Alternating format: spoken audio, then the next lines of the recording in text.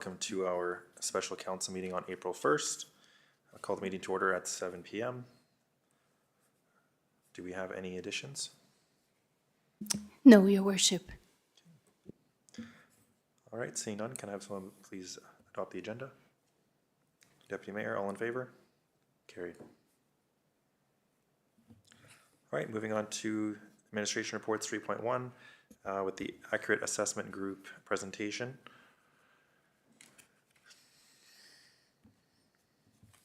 Good evening. Good evening.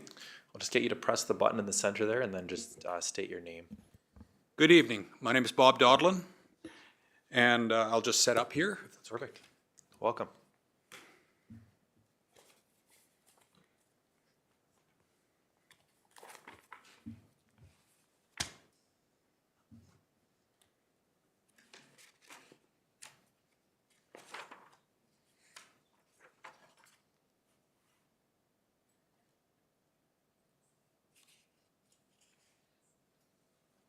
We're hoping to project the presentation on the screen. Okay.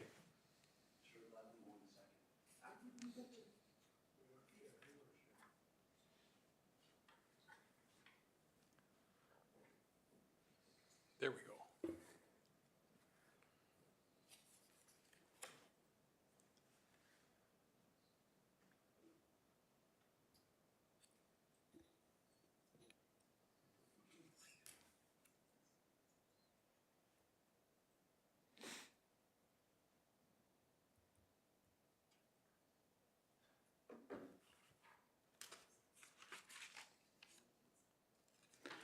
All right, looks like we're good to go. Perfect. If I could, Mr. Mayor, I'd proceed. Go ahead. First off, my name is Bob Dodlin. I'm with Accurate Assessment Group. I've been with Accurate Assessment Group for getting close to 30 years now in the profession of assessment.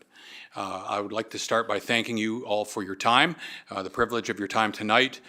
We're here to speak assessment, the exciting world of assessment, and the assessment specifically in the town of High Level. The presentation basically has three parts tonight. At any point, you can stop and ask me questions along the way. That is fine. If the answer to those questions might be in a slide down the road, then I'll just defer the question to that slide. Otherwise, I can answer to the best of my ability. So to start off with, kind of an introduction for those that are new to council, who we are. Accurate Assessment Group was founded in 1997. We are the largest private contracted assessment company in Alberta. Our client base consists of 26 municipalities, 7 cities, 8 towns, all 8 Métis settlements, and 2 First Nations. It is our hope that we are your trusted advisor. That's our goal at the end of the day, in all things assessment related. We believe that we have been, and we continue to be through our team depth. We have nearly 500 years of assessment experience on staff. As well, our communication skills. We speak with ratepayers on a daily basis. We also update administration and council, such as we're doing today, etc. So that communication is very important in all aspects of life, including the assessment world. Then there's data integrity. We have constantly strive to have great data integrity, great quality control within our systems. So we have backups in place, etc. So we want to be that sound company that you can count on for assessment. I've introduced myself already. I'm the appointed assessor for the town of High Level. I rely heavily on 2 individuals that work with me, Jesse Nelson and Corey Allen. They're by far the most boots on the ground, or the highest, I guess you could say the most active of us 3 when it comes to inspections and such. They're out there in the field doing the inspections, measuring buildings, et cetera, et cetera. We also have several other people on staff, many assessors on staff, but a couple that I want to mention. Now, it's not highlighted very well in the screen I'm looking at, but in the others it is. Troy Birtles, the 4th one down, he's actually the president of the Alberta Assessors Association. So that's someone on staff that's, right in the midst of assessment in the assessment world and knows what's going on with legislation and potential legislation changes. We also have several other individuals that I do rely on from time to time. Ray Fortin is another expert in the field of industrial assessment, and he actually, the Alberta Assessors Association has an upcoming conference, as they do annually, and he is actually putting on a workshop with regards to data centers and such. So he is basically the spear tip when it comes to industrial assessment in Alberta, referring to knowledge and setting procedures.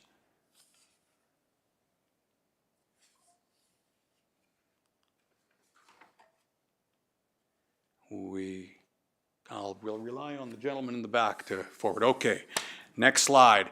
Property assessment overview. Property is the process of assigning a dollar value to a property for taxation purposes. That's basically the equation. Assessed value multiplied by tax rate equals property tax.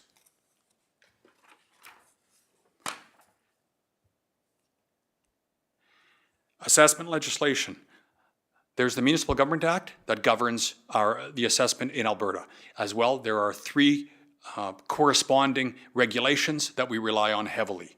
The first one with the acronym MRAT, Matters Relating to Assessment and Taxation, is by far the one that we rely on the heaviest. It's regarding how to assess property and the specific parameters within.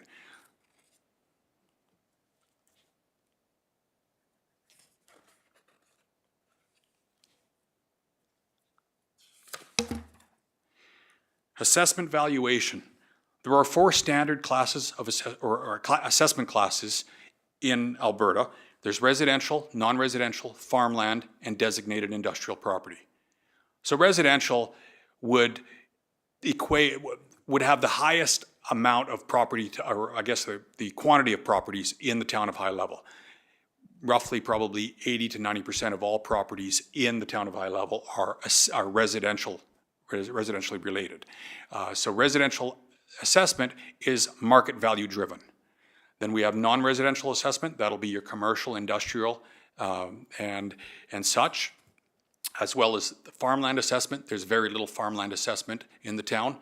And then there's designated industrial property.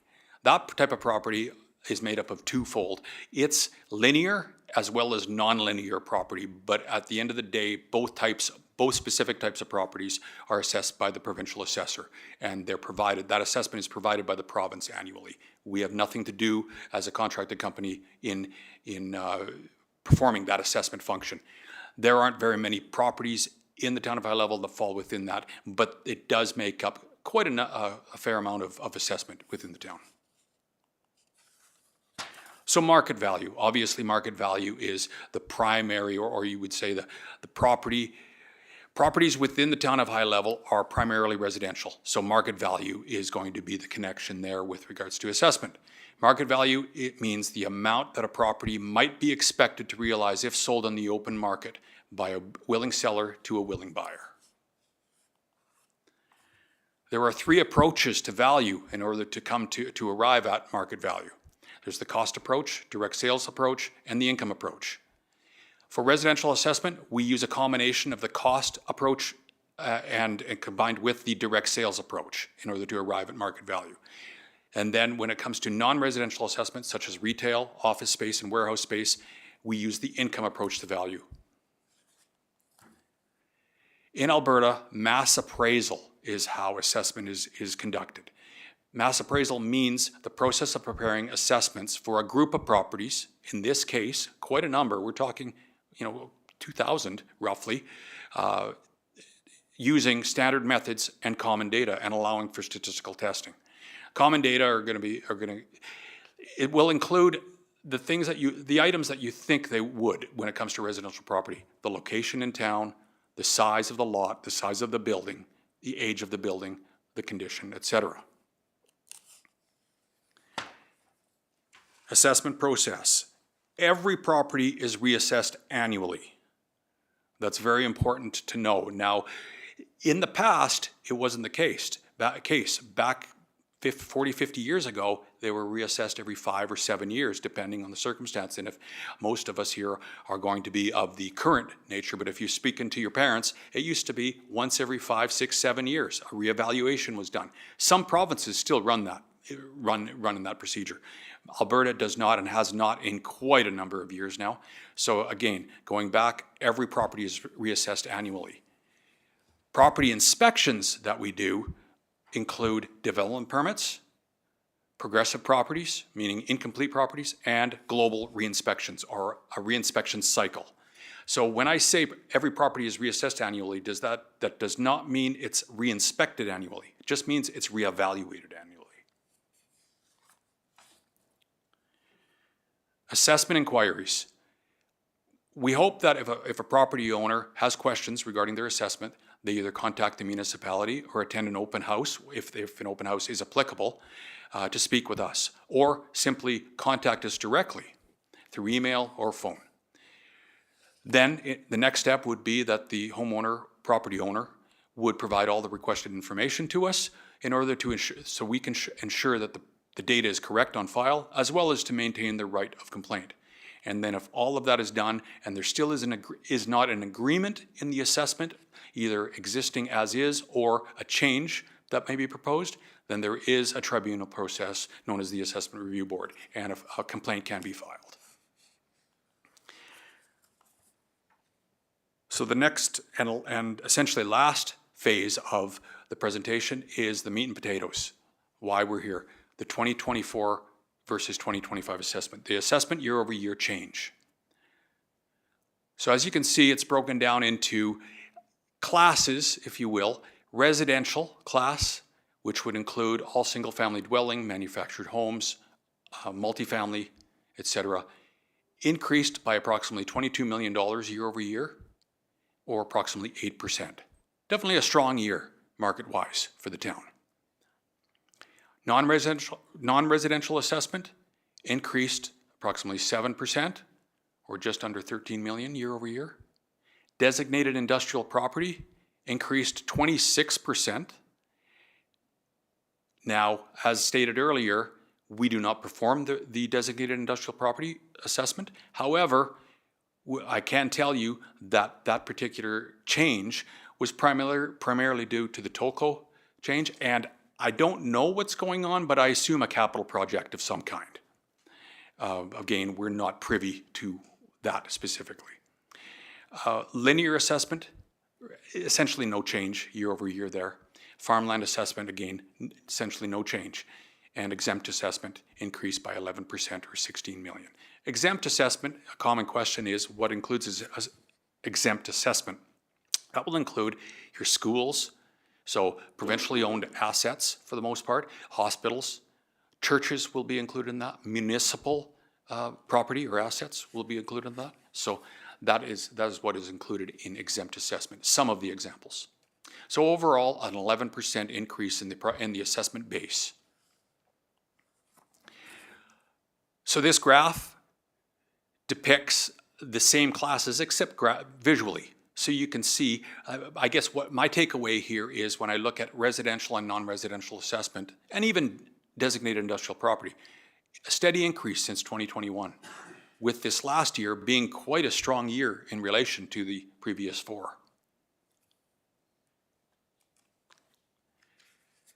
This graph is a total assessment base change over the same time period. So again, a steady increase since 2021, with 2025 being quite a strong year in assessment gain. Now I did mention, before explaining this slide, I did mention the change in assessment. Sorry, just had a quick question, just in regards to the exempt assessments there. So an 11% gain and 16% or $16 million difference there. Do we know if that is like the values of the exempt properties we have now just come up so much, or was there additional exempt properties created? It was a combination, Mr. Mayor, if I will. It's a combination of the two. There were some additional exempt properties, I believe, added, as well as the change in value year over year to those types of facilities, I'll call them. When it comes to institutional type property types, those are assessed on a cost because there is no essential market for those. So it's based highly on the construction costs year over year and as they're updated year over year. So when we look at schools and hospitals and such, they don't necessarily follow the trend of normal consumer price indexing because of the special nature of them. So that'll be part of it, as well as possibly some properties that have changed from taxable to exempt due to legislation and such. So it'll be a combination. Okay, thank you. So yes, I was speaking of residential assessment prior and the 8% gain. I will be, in a further slide, I'll be speaking more, kind of drilling down into that. There are two parts that make up that gain. Some of it is going to be market inflation, but some of it's going to be new growth. And I think that's very important to council to know the difference, council and administration, to know how much of that is gained through growth or inflation. So this particular table focuses on just taxable property, okay, and the changes that have occurred. So we've stratified the changes. Everything, if we start in the middle at no change, 9.6 of the properties are experiencing essentially no change year over year, less than a percent year over year. Then you can see 72% of the properties, or approximately, or 1,217 of them, are experiencing a 1 to 10% increase. So it's very much like a bell curve, if you can remember back to high school days and us learning on how the distribution of statistics occurs. Here we have that similar, or that same type of feature. Most of the properties, again, being 72%, will experience a 1 to 10% increase. This is a similar table, except instead of percent change, it's dollar change. So this actually tells a little more story, in my opinion. It tells you what kind of impact dollar-wise we're looking at. And the important takeaway here is 84% of the properties will experience between a $1,000 and $100,000 increase. But I guess specifically, we would look at 28 plus so 50, 62%, 64% of the properties will be experiencing between $1,000 and $25,000. So most of the properties are going to be experiencing a relatively strong change year over year, and that coincides with what I had mentioned with regards to the market in the town, the residential market, et cetera. You may be wondering about who went over $1 million year over year? That's kind of usually an eye catcher. And what I can say is there are 4 properties, obviously. One is Tolko. That was quite a substantial, much more than $1 million. It was $33 million year over year. There was a consolidation of 2 facilities, bulk fuel station. So that is, it was 2 facilities spread. It was a facility spread over 2 lots, but there was a consolidation. So that was a change to one property going up by that. So inconsequential, not new growth, not inflation, just a change in physical feature, if you will. And then there was a property with a new apartment, so that falls into that, as well as another multifamily housing project that occurred, where there was quite a bit of construction over last year. So that one is the 4th one in line with regards to taxable property. As far as a kind of a reflection, or a reflection of economics, if you will, of the town, I do like to include this slide. New accounts, new assessment accounts year over year. You can see the history there between 21 and 25. We've got 1 new account this year. That's the standard, usually 1 to 2 to 3 new accounts for the town of High Level every year. The 53 probably stands out, and you may wonder what that is. For those that were around last year, there was an annexing of the properties, the airport properties. So that's the reason for that. Then when we look at development permits, we've got a lower year than the previous 4, but still around the same general area, 57 permits.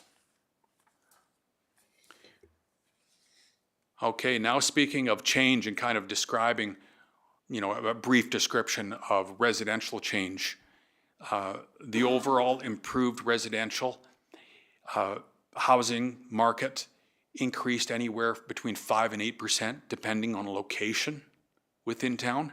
So that's specifically inflation, market inflation year over year. So not all locations in, like you've probably heard, location, location, location. That's what drives value. So depending on the community, the municipality, the city, the town, whatever, location does have a factor here. And we break the town down into different locations, and we study the market in that specific area, and then we adjust the assessments accordingly. Non-residential assessment, we break that into 3 areas because essentially it is 3 areas. You've got your downtown commercial, you've got your highway commercial, can be different values, and then you've got your industrial. That's a common breakdown in any urban municipality with any size to it. So downtown, minimal land change to land values. However, improved values increased anywhere from 7 to 9%. Highway commercial, minimal change to land, but improved or properties with buildings increase anywhere from 4 to 6%. And then the industrial sector, 2 to 3% increase in land year over year, and a 10 to 15% increase in properties that are improved or with warehouses, et cetera, on them.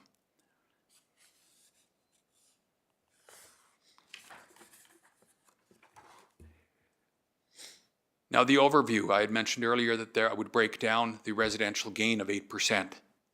This is where that breakdown is, and there's also a 3-year history. So if we have 8% gain rounded year over year, that's made up of growth and market inflation. So as you can see, growth accounted for about 1% of that 8% gain, and 7.1% is due to market inflation. The 1% growth, that's standard in anywhere from 1 to 1.5%. That's a standard healthy growth year over year in an urban municipality. So as you can see the previous 2 years and how that relates when it comes to inflation. This is, or market change is another term I'll use there. You can see this was a strong year and one of the strongest since over the last 5 years. A very strong year with market.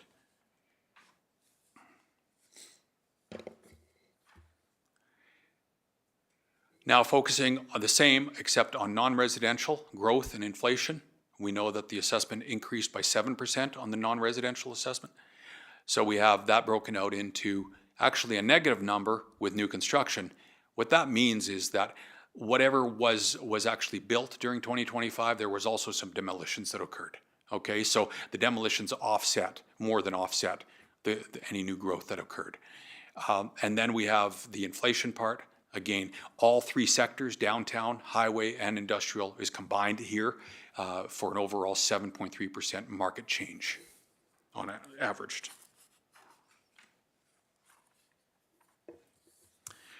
Now I spoke earlier of what we term as a global reinspection or a scheduled reinspection.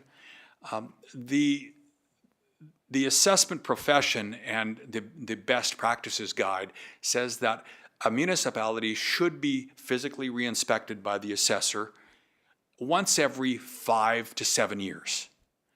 In this case, we have it once every 4 years. Not only that, but we also reinspect every non-residential property every year. Now that's visually reinspect. We don't necessarily knock on a door, but we're looking for changes to properties because they can happen. Demolitions can happen.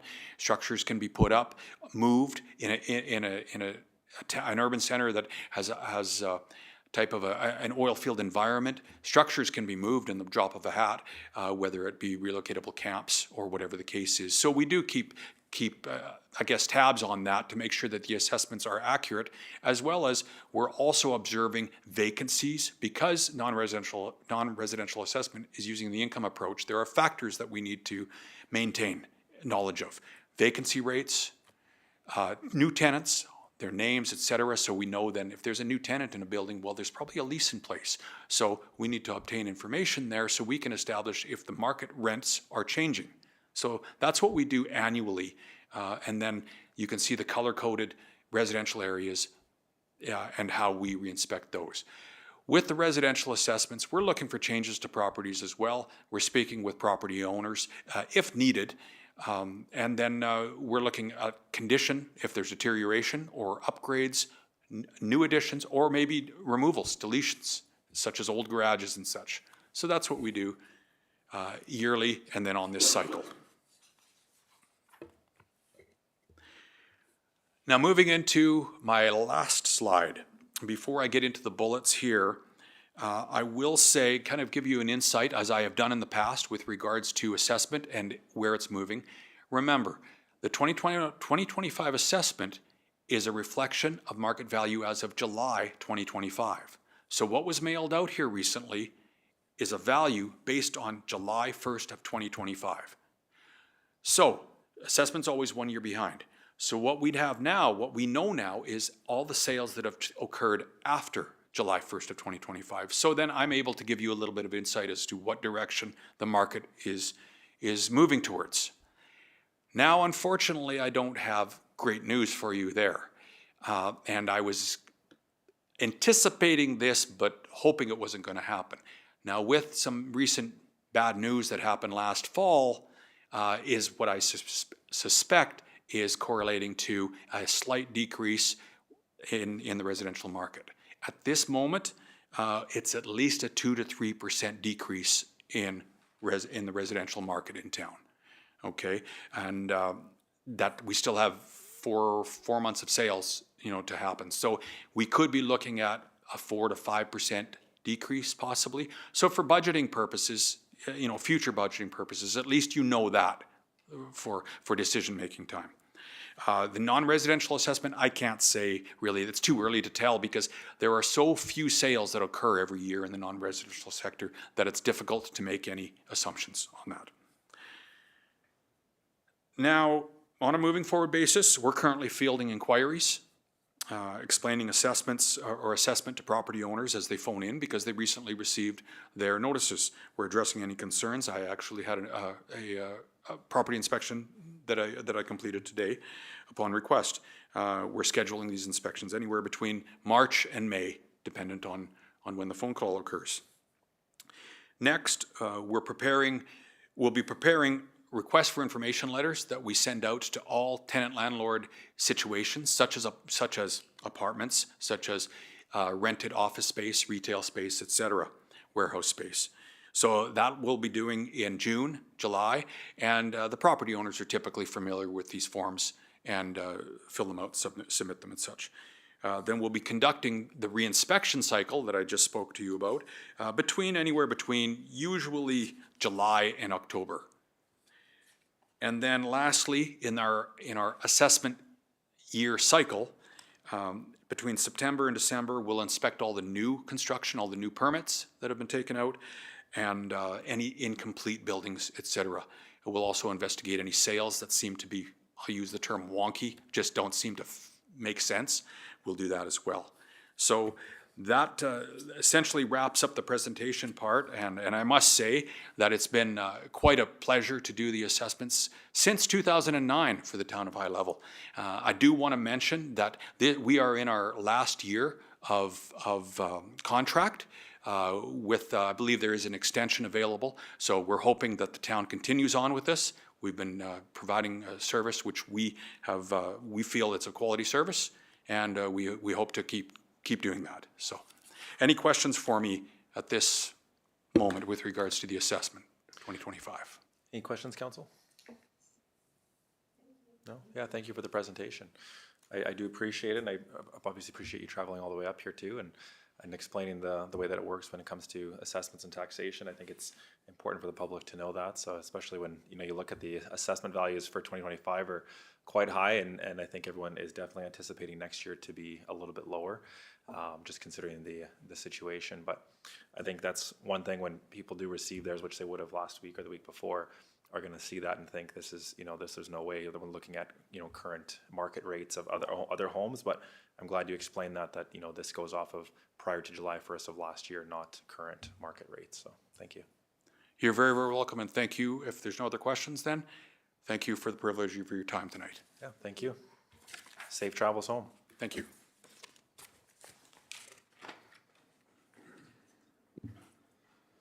All right, can I have someone move that for information, please?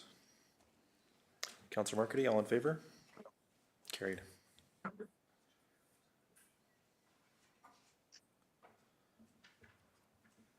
right, moving on to 3.2 capital budget discussion. Good evening, Your Worship and Council. I will turn this over to the interim deputy CAO. Good evening, Myron.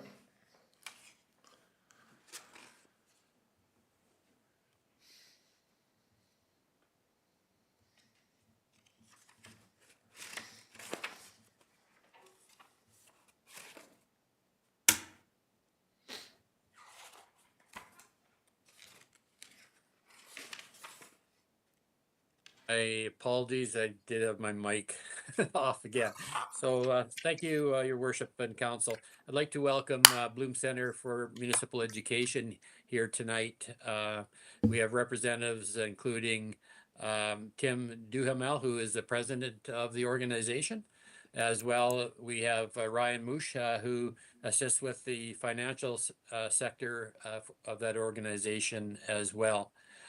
Bloom provides consulting services for many aspects of municipal roles, including capital and operational planning. And that's the purpose of them joining administration and council tonight. They'll provide an oversight on their area of expertise as it relates to the capital budget discussions taking place tonight. And so with that, I would like to now ask Tim to provide some additional information and provide any additional information on the work of their organization. Thank you. Good evening, welcome. Good evening, Mr. Mayor and Council. I hate sitting down when I present, but I'll go through this because I'm really short and it's hard for me to see over the table. I'm just kidding about that. Sorry, we don't have the upgraded mics yet where you can walk around with them. Oh, really? First, I wanted to say how much I enjoyed actually the trip up here. Last time I flew on, I can't remember the carrier that just comes to the airport, but I couldn't make that flight. I missed it yesterday, so I flew up this morning and then drove from Grand Prairie. And what a pretty drive it is! It was beautiful. It really was. The valley and the little bit of a funky bridge. It made me a little bit nervous, but it was kind of neat. But and then also seeing the challenges that you had with forest fires really was really tough to see. So I empathize with you on that. So, but it was a really enjoyable trip. So thank you for having me. My name is Tim Duhamel. I'm the president of a company called Bloom Center for Municipal Education. I've had a long history in municipal government, and I can prove it. I'm only 27 years old. Look what this business has done to my face. I'm just kidding. I'm kidding, of course. But I've actually been in the business. If we could move the slides and get the slideshow up.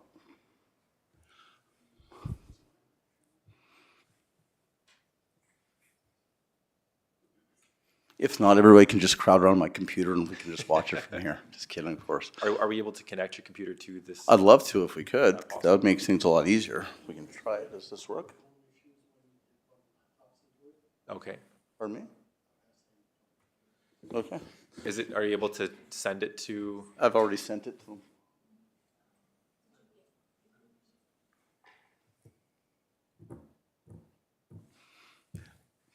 Maybe council would like to take a 2-minute break while we get set up. We can take a second here to go. Yeah, no problem. I think it's important for everybody to see that. So. I can maybe tell a couple jokes or something while we're waiting. I don't know. I think we might be joked out. It's April Fool's.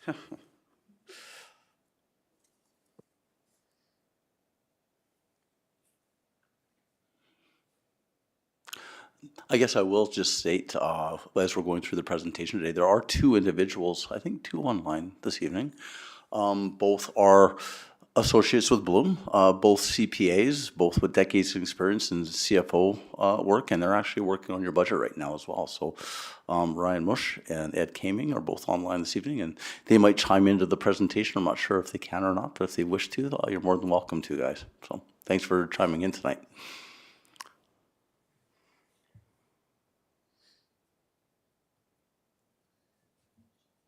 Is it the spreadsheet that we're going over? No, I actually have a full presentation. One of the things you know, as they're getting the presentation ready and up online, my presentation is going to be a little bit different than you probably expect from a finance person. I've been doing this for quite a long time, and I've had a long experience in finance, but also as a CEO, as a general manager of community protective services, and as an educator. And one of the key things that I truly believe about municipal finance is it's really about setting elected officials up for success. And to set elected officials up for success when it comes to municipal finance and priorities and making decisions around budgets, we want to understand governance, we want to understand strategy, understand the realities of budgeting. And so there's a few things I want to go through first before we start talking about your specific projects and start talking about priorities, because again, my job as a trusted advisor is to enable you to make really good decisions. And so I want to basically give you a lot of information that basically arms you as elected officials to help support you in that decision making. And so we're going to go over a few things tonight. I see this as kind of a beginning, certainly not an end. It's kind of set you up for success. So I guess once we get the presentation up, we can kind of go through those things. But again, this is something I've done with many councils over the years, and I'll explain that here in a few moments. Still waiting for it? Oh.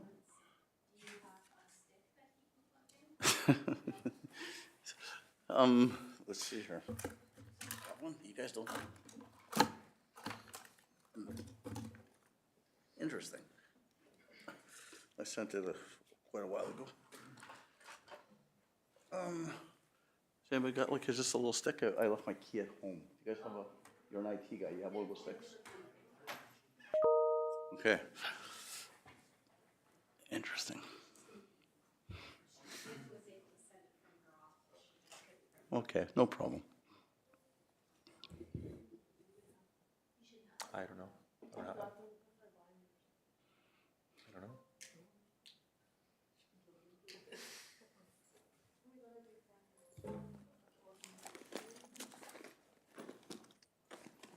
It looks like it's loading now. So.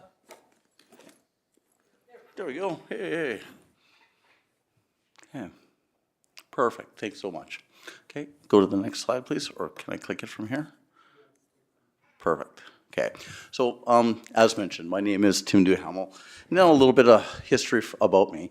I started off in municipal government in 1998. I worked in public accounting after university for a few years, and all I could think about was jumping out the window because I hated it every day. And so I saw a job advertised, and it was budget officer for Strathcona County.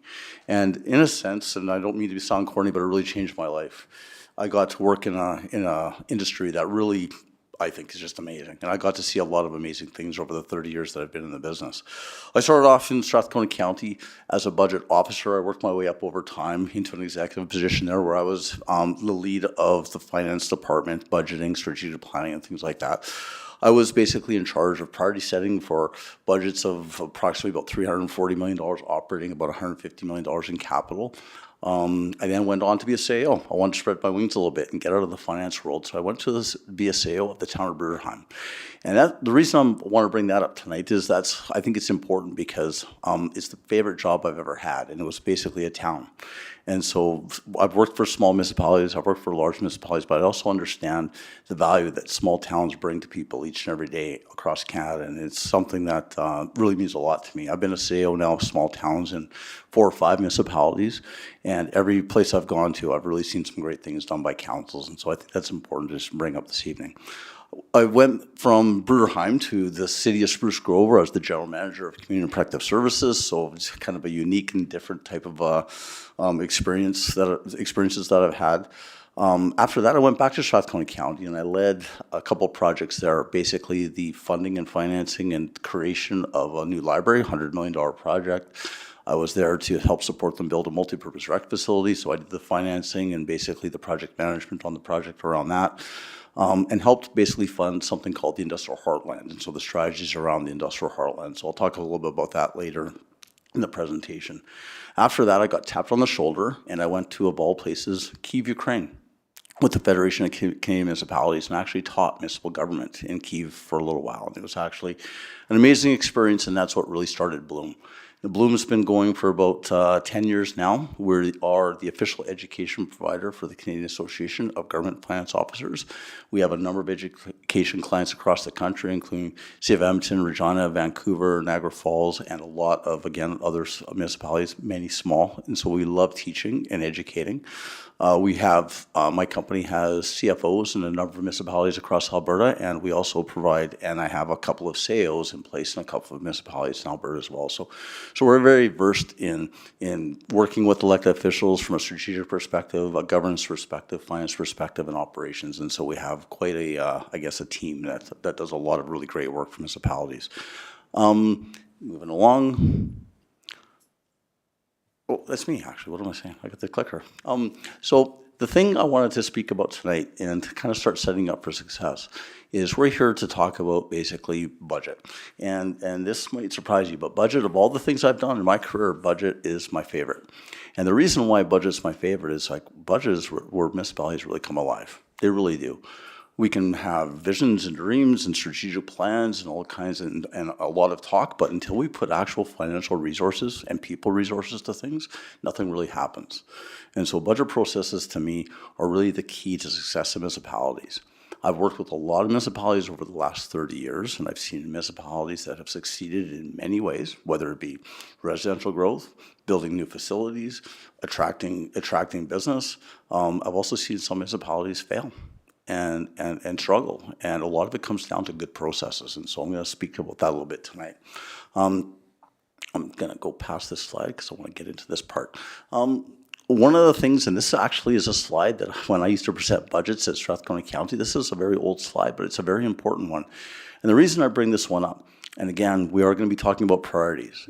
When it comes down to understanding priorities in a municipality from both an operating perspective and a capital perspective, it comes down to one thing, and understanding what's our product as municipalities. And our product is quality of life. I mean, we're in the people business. We're in the family business. I mean, what's more important than where we live? This is where we raise our kids. It's where we work. It's where we grow old, whatever it might be. And quality of life, basically, from a municipal perspective, is interpreted by services, whether it be roads, water, recreation services, community events, policing, fire, ambulance, the list goes on and on. There's a menu of services that we provide, but we have to recognize that there's a balance to that. And the balance is taxes, utility rates, fees, and charges. This is a real business. And so we want to really pull those dreams out of our councils and kind of chase those visions, because that's what makes municipalities special. But at the same time, we always have to consider the balance of finance and the realities of what we're faced with. That doesn't mean that we can't make things happen with very innovative, financial strategies and with a lot of hard work. But at the same time, we have to be realistic about what we do, and so we have to get down to understanding priorities, and that's partly what we're here to talk about tonight. One of the key things I do, and I wanted to throw this slide in because I thought it was very important as well, is I do a lot of governance training, and I think this is really key. Now, a lot of people ask me, why do you put a picture of a conductor in a governance slide when you're talking to councils? And it's pretty simple. When I see a council, basically, I see a group and a leadership group that's basically guiding us. You don't have to know how to play the tuba. You don't have to know how to play the drums. You don't have to know how to play the trumpet, but you need to be able to lead us by basically guiding us as to where we want to go. And I worked at Strathcona County, again, 1998. I started there very young in my career, and I have to admit, for probably the first 2 years, I didn't really understand what anybody was saying because it's a very complex business. But I still remember going to this what they called our annual general staff meeting. It was in this big auditorium.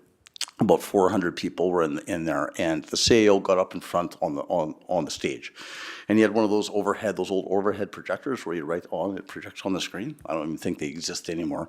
And he wrote down things like recreation. He wrote down infrastructure sustainability. He wrote down financial excellence. He wrote down economic development, and I didn't really realize at the time what he was doing. And when he was finished writing those things down on the screen, we're all kind of quiet and watching what he was doing, because he was an amazing CEO, by the way, and I'll maybe speak about that later. He then said, I would like the leaders of our organization to stand up. And these 9 people at the front of the stage stood up, and they turned around and they waved at us. And that was council. And again, I was kind of a junior guy, so I didn't get to spend a lot of time in council meetings, so I didn't know who they were. But after that meeting, we then had a little bit of a mixer and got to meet council and everything else. And what I didn't realize at the time is Bill was setting up our strategic plan that he had worked on with council. He was basically giving us as an administration our marching orders as to what the priorities were, what was important, what wasn't important, and also what we were going to achieve. The key thing to this, and I want to just share this part of the story, is that literally the week before we were all terrified for our jobs because there was a City of Edmonton, the Journal, there was a headline, and it said Strathcona County is going to be amalgamated and taken over by the City of Edmonton. And what I didn't realize at that time, what Bill was doing, what council was doing, saying, no, we're not going to be taken over. We're going to take charge of our own future. And at that time, Strathcona County was financially unsustainable, had one of the oldest bus fleets in Western Canada. I can remember them saying that to me. Had withering roads, had old buildings and everything else. Long story short, 10 years later, again, I'm a bit fidgety, so sorry about that. 10 years later, Strathcona County had the origins of the industrial heartland begun. It had built a multi-purpose recreation facility. It had attracted developers from all over the region to start building homes in Sherwood Park. Strathcona County now, 30 years later, is one of the richest municipalities in all of North America. And it was because of the beginnings of council determining their strategic priorities and basically giving our marching orders through good budget processes and making good decisions. That's why Strathcona County became what it was. And I've seen other municipalities fail over the years, but I can't stress this enough. It really comes down to you as council. And when I put this up, it comes down to basically, we're here to basically figure out the how and the do, but you're there to tell us the what. And that means identifying the priorities. What is it you really want high level to be? What strategies do you want us to employ? And how are we going to get there? That's our job. And so one of the things I'll leave you with this slide is that the key to success in governance between councils and administrations, especially when it comes to finance and growth, is trust, having trusted advisors. I take a lot of pride in working with councils, and again, I can't stress this enough, and the part where I talked about Bill, it was really about setting us up and understanding what respect meant between an administration and council. He taught us over time that you have to have the utmost respect for council. But at the same time, he also taught us that we have to be your trusted advisors, meaning that we have to tell you the absolute unvarnished truth at all times. And that's something that I take very seriously. And why that's important is because when we start talking about priorities and budget and we start talking about the realities of money, we have to be completely honest and upfront with you about those things. And so, again, that's really key and important. Again, when it comes down to it, we have to ask as we start to look at priorities, whether it be capital, operating, ultimately, what do we want high level to be? And, I always think of this analogy when I'm teaching my classes. Tiger Woods always said, maybe he's not a good example anymore, but I'm going to say it anyway, but Tiger Woods always said that when I'm hitting the golf ball, I don't see the ball. I just see the ball on the green, right, where it's going to be. That's kind of like my vision. I don't see the ball in front of me. And I really think that's what councils need to look at is not looking at where we are today, but what is it we want to be? Do we want a better economy? Do we want to be kind of an area where we're growing from a residential perspective? Is it financial sustainability? What are the key things that we want to see for a high level? And the reason why that's so important is without that beginning and without that definition and that defined idea of what we want high level to be, it's really hard to make decisions on should we build roads, should we build facilities, should we build a fire hall, should we invest in the rec department or the fire department, whatever it might be. We need to hear from you, ultimately, what's the goal? And once we have that goal, then really good priorities can be set from, again, a capital perspective and an operating perspective. So something to consider, again, just setting the table here.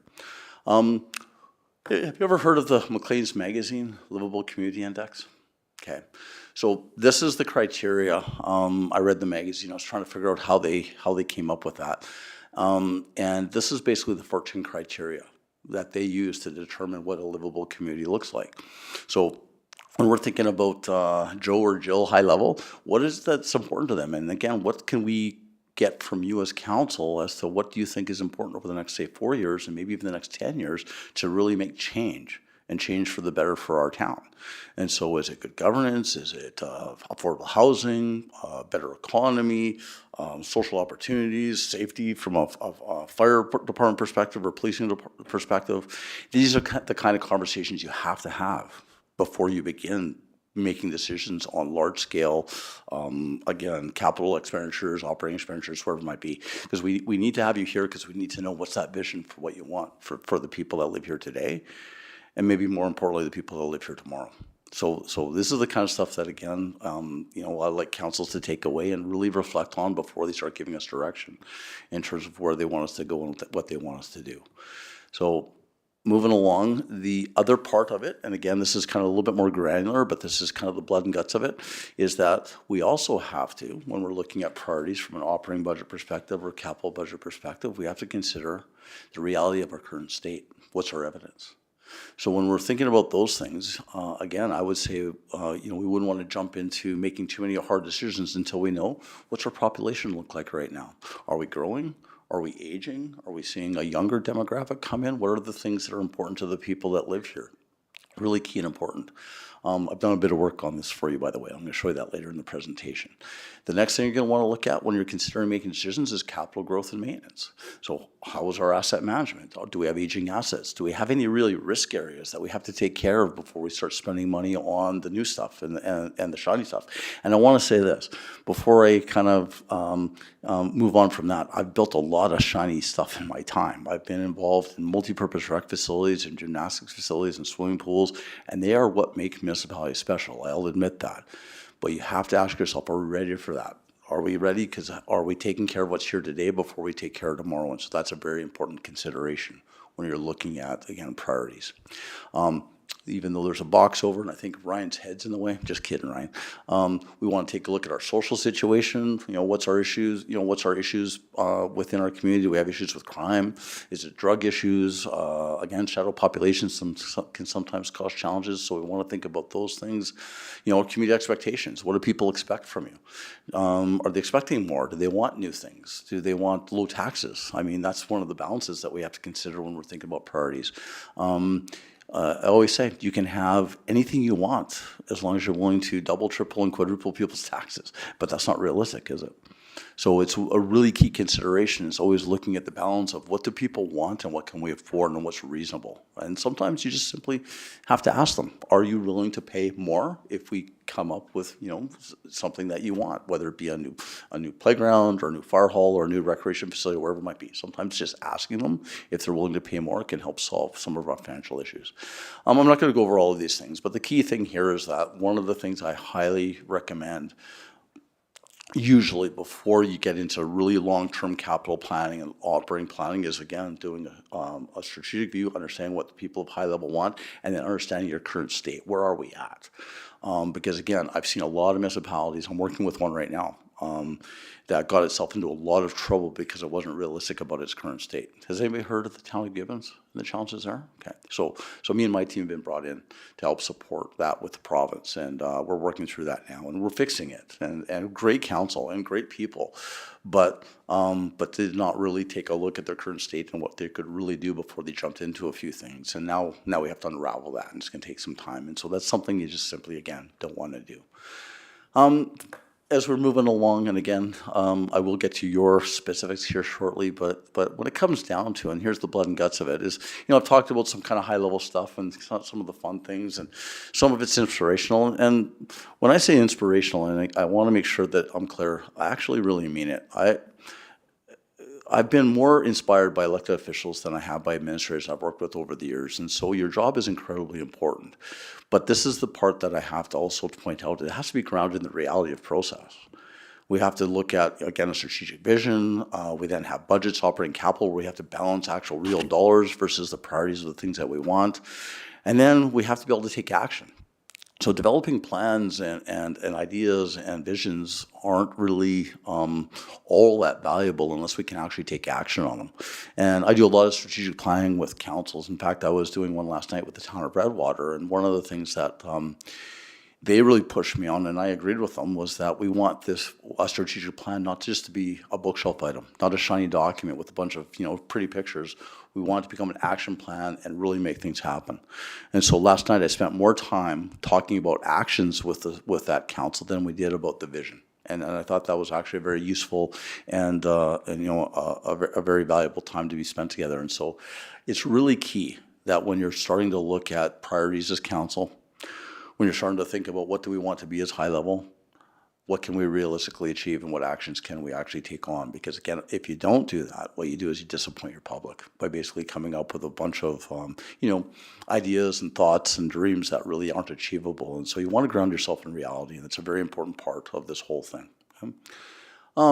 When we're considering these things, obviously, and we're considering priorities, and we're considering the value of what we're going to be looking at providing and where we want to grow high level, we have to think of things like our stakeholders. What does the public want? What about the business community? What about Chamber of Commerce? What about our neighbors? Intermunicipal agreements? Are there challenges from that perspective? Other levels of government, provincial challenges, federal challenges. And so whenever you're thinking about growing your municipality, you're making decisions, you got to think about, well, how does this affect somebody else? Because that can either put up roadblocks or it can create opportunities. So it's something you want to certainly look at. You want to look at political challenges, obviously. I know that you're not one of these councils, but councils I've worked with don't always agree with each other. It's a little bit of a joke, but again, all kidding aside, you have to understand the politics that you're going into, right? Because decisions of the magnitude of whether it's, again, budgets, capital, deciding whether you want to focus, again, on fire or recreation or whatever it might be, there's always going to be a political aspect to it because, again, you can't please everybody. And I always state when I'm delivering courses or seminars with councils, one of the things I often say is always think about the community on the whole. There's always going to be some loud Facebook warriors that are going to be mad at you, or a minority that you're not going to please, but you got to think about what do the people on the whole want. And if you feel that you're strongly moving towards something that the whole feels is important, then usually you're going to be fine. And you can kind of drown out the noise and the negativity if you keep that focus. And then finally, again, systems challenges is process, which we're going to talk about a little bit later, but again, resource challenges. And this one I really have to stress because, again, resource challenges is something that councils have to really take a look at and become very good at understanding when they're looking at strategic planning, looking at priorities around budgets, those types of things, because again, we can't spend more than we make. I mean, there's a lot of rules legislated in municipal government, and for good reason, to keep us safe. And so it's really important to understand what your limitations are when you're considering priorities around capital and whatnot, okay? Now, again, building a budget process, I'm not going to go over this in detail. I'll talk about a few things, but again, great budget processes from both a capital and operating perspective are strategic in nature. And I can't stress enough, I often say to councils, don't look at lists and don't look at budgets until you've actually talked about your strategic vision together. Where is it we want to be? Because that should form the criteria for making your priorities. Whether it be, again, understanding, things I talked about, asset management plans, the state of our capital, our state of our finances, what people want, whatever it might be, we have to consider those things before we begin. You want to make sure that you understand your current financial position, as I mentioned before, your tax elasticity, your assessment mix. I'm going to talk a little about those things a little bit tonight. Your debt capacity, the state of your reserves. These are all things that are really the blood and guts stuff that's incredibly important. Kind of boring for most, stuff I love doing, obviously. But it's something that your administration should certainly put in front of you before you start making decisions around capital and operating budgets. What is our current financial ability to make things happen, right? And you'd be surprised at how many times I've been pressured by a council to make things happen. And I personally thought this was not maybe a great idea. And I'll say very clearly that sometimes I was wrong. I mean, there's a library in Strathcona County that I actually, because I'd built myself up enough where I was a trusted advisor and they would allow me to tell them my opinion, where I thought this project was something that was not a good thing for us. And it got built, and it's there today, and my son's been in that library many times, and it's provided tons of value to the community over time, and I was wrong. But we were able, and I got pushed into developing a very strong financial plan to support that library, though, as well. So things like that are really key and critical to success. Again, you want to make sure you understand your service inventory when you start these exercises. What services do we provide now? What's important to people? What's priority? We want to understand our challenges and our opportunities. Again, I've heard things like you have challenges from, possibly a mill, possibly closing down. You have intermunicipal challenges possibly we all have them from an ICF perspective. We want to understand those things before we embark on making big decisions. And then again, we want to make sure that we can forecast our operating results. One of the key things that sometimes municipalities forget is we're going to build this new facility or we're going to embark on attracting new growth to our community, and they forget there's operating costs associated with those things. I know of 2 municipalities that opened up very large multi-purpose rec facilities, and the rec director was no longer employed a year later because he blew the budget on the operating, didn't forecast it properly. And so things like that, you want to make sure that you're really good at those things when you're actually planning, especially large-scale buildings is really key. We want to make sure that we align decisions with priorities. And again, I can't stress this enough, as we start thinking about decisions on operations and capital and whatnot, we want to make sure we have a pretty strong idea of what our priorities are as a council. Now, one thing that's really, really key and important about that is that councils aren't always going to agree, and that's the beauty of democracy. That's what we're here for. There's nothing wrong with councils not agreeing on projects or priorities or whatever it might be, but we have to use the process, which means we put our hands up and we vote, right? And that's the key thing, and that is really critical and key when it comes down to capital planning and operating planning and budgeting and financial planning for municipalities. And so again, making sure that we align our decision making with priorities and we have a good decision making process that makes sense and we respect it. The other thing is, again, we want to make sure as we start thinking about this is that we actively engage the public. Very important from a budgeting perspective is, what do the people think? Again, I put a few slides up there, like what does the town of high-level residents think is what's important for their community? We want to make sure that we understand that before we forge forward. And I've seen municipalities that have maybe not done enough to understand what their public really wants, and then have gone forward with projects and or decisions and then regret it later because there's a public backlash. And so understanding that is really key, especially when you're looking at large scale projects. Collecting evidence, and again, effective review processes for decision making, always checking, making sure that you're sure about what you're moving forward with, and then in the end it really comes down to great communication. Every great budget process, capital budgeting process, strategic planning process, governance processes comes down to great communication. Communication between council administration, between councillors with each other, and the most importantly with the public. So as we make these decisions and you determine what priorities are right for this community, not everybody's going to agree with you, but we want to make sure that we communicate well so that people understand why you're making the decisions you are. And that's why setting a strategic vision is so important, identifying what you think is really important and why, communicating that to the public, and then using that framework to make decisions, that really keeps you safe as a council and moves things forward very well.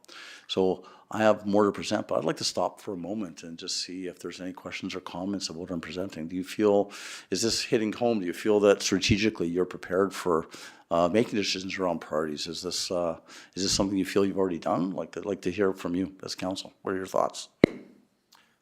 I think going forward is going to give us, a lot more insight into making these decisions. I think council has been privy to similar discussions in the past already, just when we were looking at infrastructure issues and places we've come up short to just in the past little while, realizing those issues and then obviously again putting it into perspective of maybe those bigger dreams need to be put on hold a little bit because there's a lot of other things that may be in the ground that we aren't aware of. So I think it's going to help us in the long run here for sure. Council. Always have big dreams. That's the one thing whenever I give these presentations. Realistic dreams. Yeah, I always want to be careful because a lot of municipalities I've worked with, I live in a municipality that's had big dreams, and my kid gets to enjoy those things.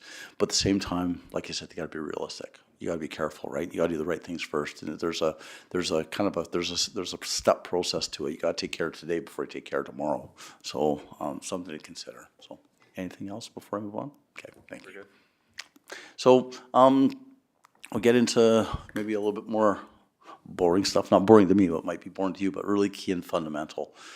As we start thinking about these decisions, we start understanding strategy. We start thinking about these are the priorities. This is what's important to our public. We also have to understand two key fundamentals. There's something that's called the operating budget equation and the capital budget equation. And to make it very simple for you, it's just simple as this, is that just like in our personal lives, our budgets, our spending has to balance with what we can afford. And when you look at municipal operations and operating budget, and again, I came up with those 6 kind of criteria. Every operating budget is basically made up of core services, fire, water, roads, value-added services, libraries, recreation, those types of things. Asset maintenance, we have to take care of the assets we have today. Special projects, having somebody like me come and talk to you about these types of things. Reserve transfers, debt servicing. So those are the key fundamentals that we have to the operating side. The balancing factor is simply, on the most part, taxes. Now, we have reserves and we have grants and things like that, but in municipal government, taxes is king. So, anywhere between 50% to 90% of municipal budgets are funded from taxes. And so we have to recognize that. And why is that so important? Because our residents pay for it, so they have a say. And so whenever we're making decisions on operations, we have to recognize that we have to pay attention to what people care about, what matters to them. Capital is the same. So basically, again, we have annual projects. We have to rehab and replace things. We have growth capital direct, and we have growth capital indirect. And I'll take a moment to explain that because it might be a bit hazy. So direct capital is basically, for every municipality to grow, we have to have roads, water, sewer. That's it. So that's the key to making a municipality grow from a residential and business perspective. And so that's what we call core infrastructure or direct. But that's to attract the people to come to our municipality. But once the people are here, then we have thresholds that get hit, that we need a new fire hall, or maybe we need a new rec facility, or we need more graders to clear the snow because we have more subdivisions. So that basically becomes indirect capital. So you have two levels of growth when it comes to capital assets. And so whenever you're looking at your capital plan, and you're thinking about priorities, it's like, well, what's the state of our municipality? Are we looking to grow, or have we already grown? And that helps us identify how we want to maybe invest in capital assets. Then we have things like value-added capital and strategic capital. And strategic capital are things like investments in roads, water, sewer to maybe bring industry or commercial development to our community. And value-added capital, and again, I stress this very strongly, are things like recreation, libraries, culture that makes our community special, but they're over and above basically our core and our asset management types of things. Now, that said, there are times that these should be built, and that's what makes municipalities special, but you want to make sure that you time them and you're ready for it. And I can't stress that part enough. And again, it comes down to operating budget, debt, reserves, capital, whatever it might be. The one thing I just want to maybe help you with a bit of a fallacy when it comes to capital. Everybody thinks, well, we have capital assets, we have grants, and we have reserves, and we have debt, and those types of things. In the end, it's all paid for by taxes. So the debt, if you take out debt, the payments are going to be paid for by taxes. Reserves, well, those went into the bank from taxes. We do have some grants, but they paid for those grants through their income taxes. And so in some way, shape, or form, every funding vehicle that we have for capital is taken from taxes. And that's why we have to make those decisions very seriously. And again, very, very important. So again, the operating budget is about financial management, again, about the allocation of good financial resources. It's about fiscal responsibility, internal controls, management information, performance management. The key thing here is, like I said before, is all great municipalities that I've worked in are great at finance. They're really good at it. The ones that you see that grow, if you drive and you see new commercial businesses, or you see a new rec facility, or you see a new library, a new fire hall, I guarantee you they are really good at municipal finance. Or they're in trouble, right? So, but again, very rarely do really growing successful municipalities get in trouble, is because they're actually very, very, very strong at finance. And so, to me, you have to have a great CAO, you have to have really great operational staff, but you also have that engine that's underneath it, and that's that financial engine. That's what really makes municipalities come alive and very successful, in my opinion. So, something to consider.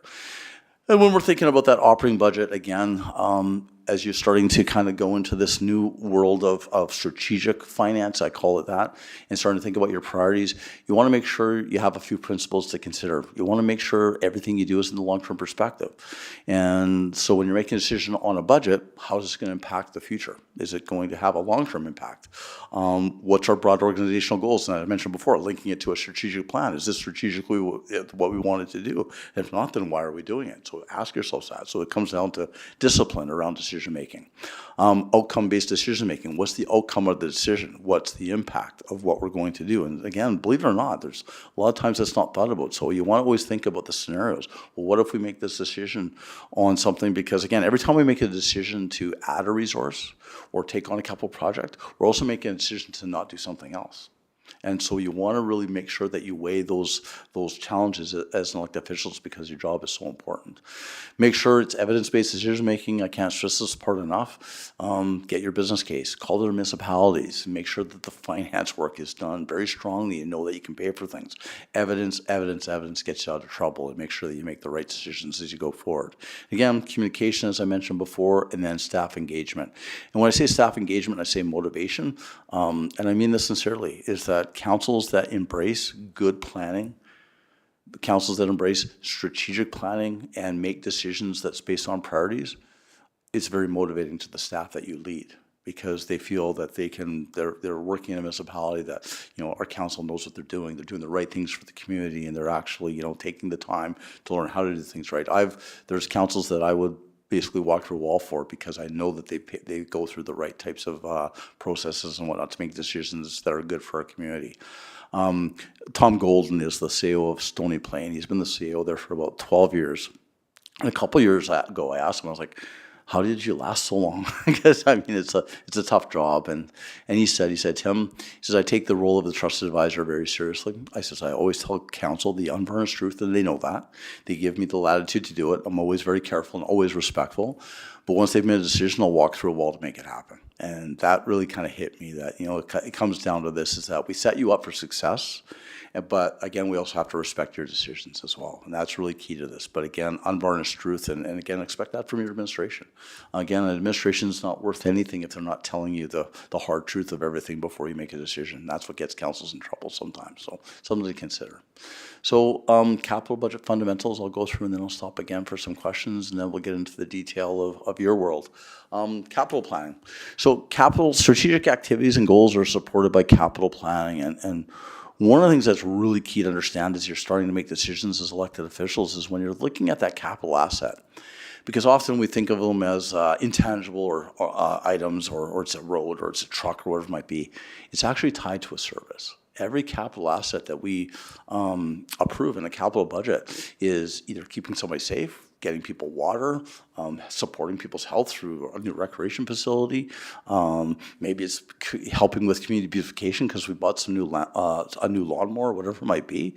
It's always the end service that truly matters when you're making the decision. So consider that, and that helps you understand priorities. If you understand your service priorities, what's important to people each and every day as they live in this community, it should help you with your capital priorities as well. And so linking your capital assets to the services that they're providing is one of the first steps in making really good decisions when it comes down to capital assets.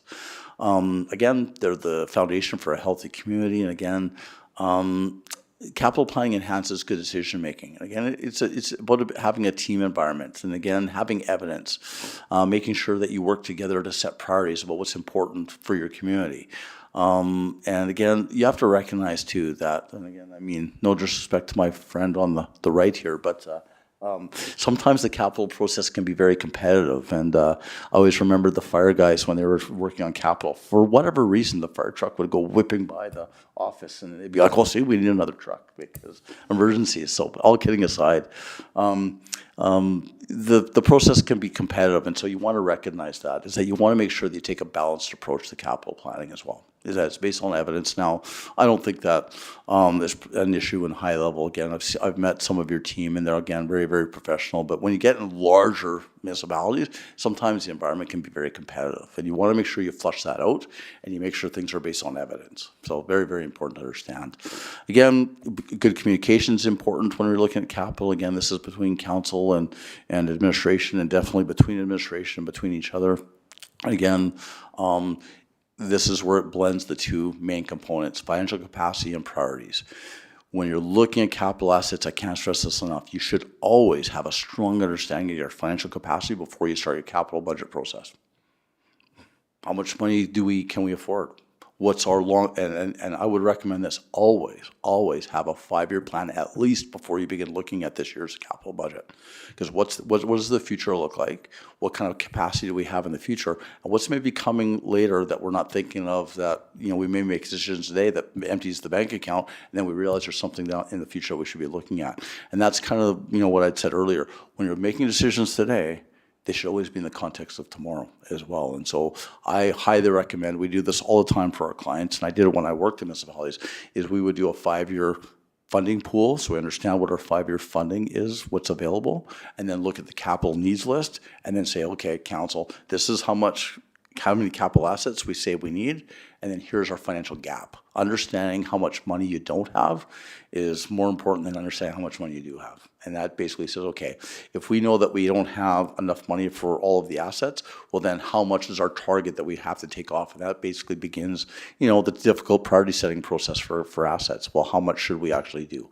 And if you, at least look out 5 years, it will save you from maybe making a financial mistake or something that could be disastrous, because again, you spent all the money without thinking ahead. So something to consider. Always blend financial capacity with your priorities and make sure that work is done. Again, so some principles around capital. Again, now this ties to priorities. So again, I just ask you to kind of maybe get the synapses snapping now. And when we think about priorities as elected officials, because remember, nothing's more important to us than hearing from you about what you think is important. Capital will be maintained to ensure public safety. If there's something that creates a safety issue, it should be rising to the top of your capital priorities.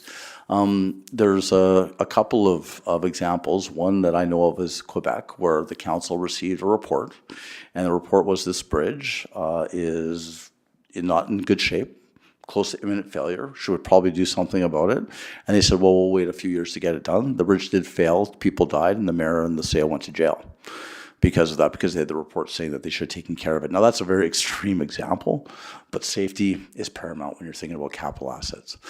Maintenance of current infrastructure is a priority because, again, there's nothing worse than a failure. I think you had a water main failure here recently. Water is difficult, but again, understanding the current state of your assets, making sure that you're taking care of them. Nothing's more expensive than failure of an asset. So if you maintain them, it actually saves you money in the long term, but you have to work out those plans to make sure that you're maintaining things on an ongoing basis.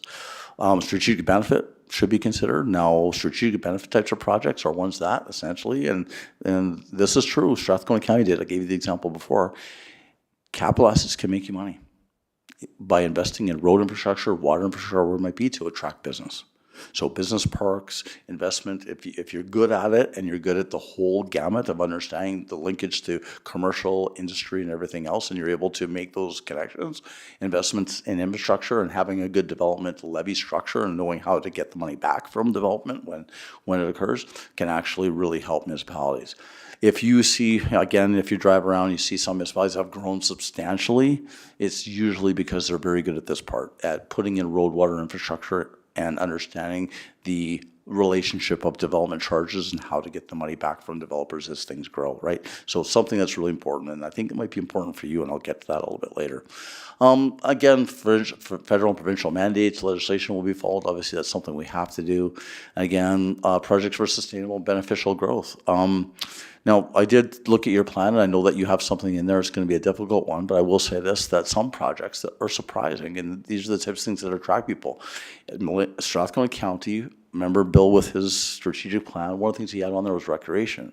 We built a multi-purpose rec facility, and that facility was intended to make our municipality look vibrant. And when that facility got built, we saw a massive increase in population growth. Then came commercial growth because of the attraction of a recreation facility.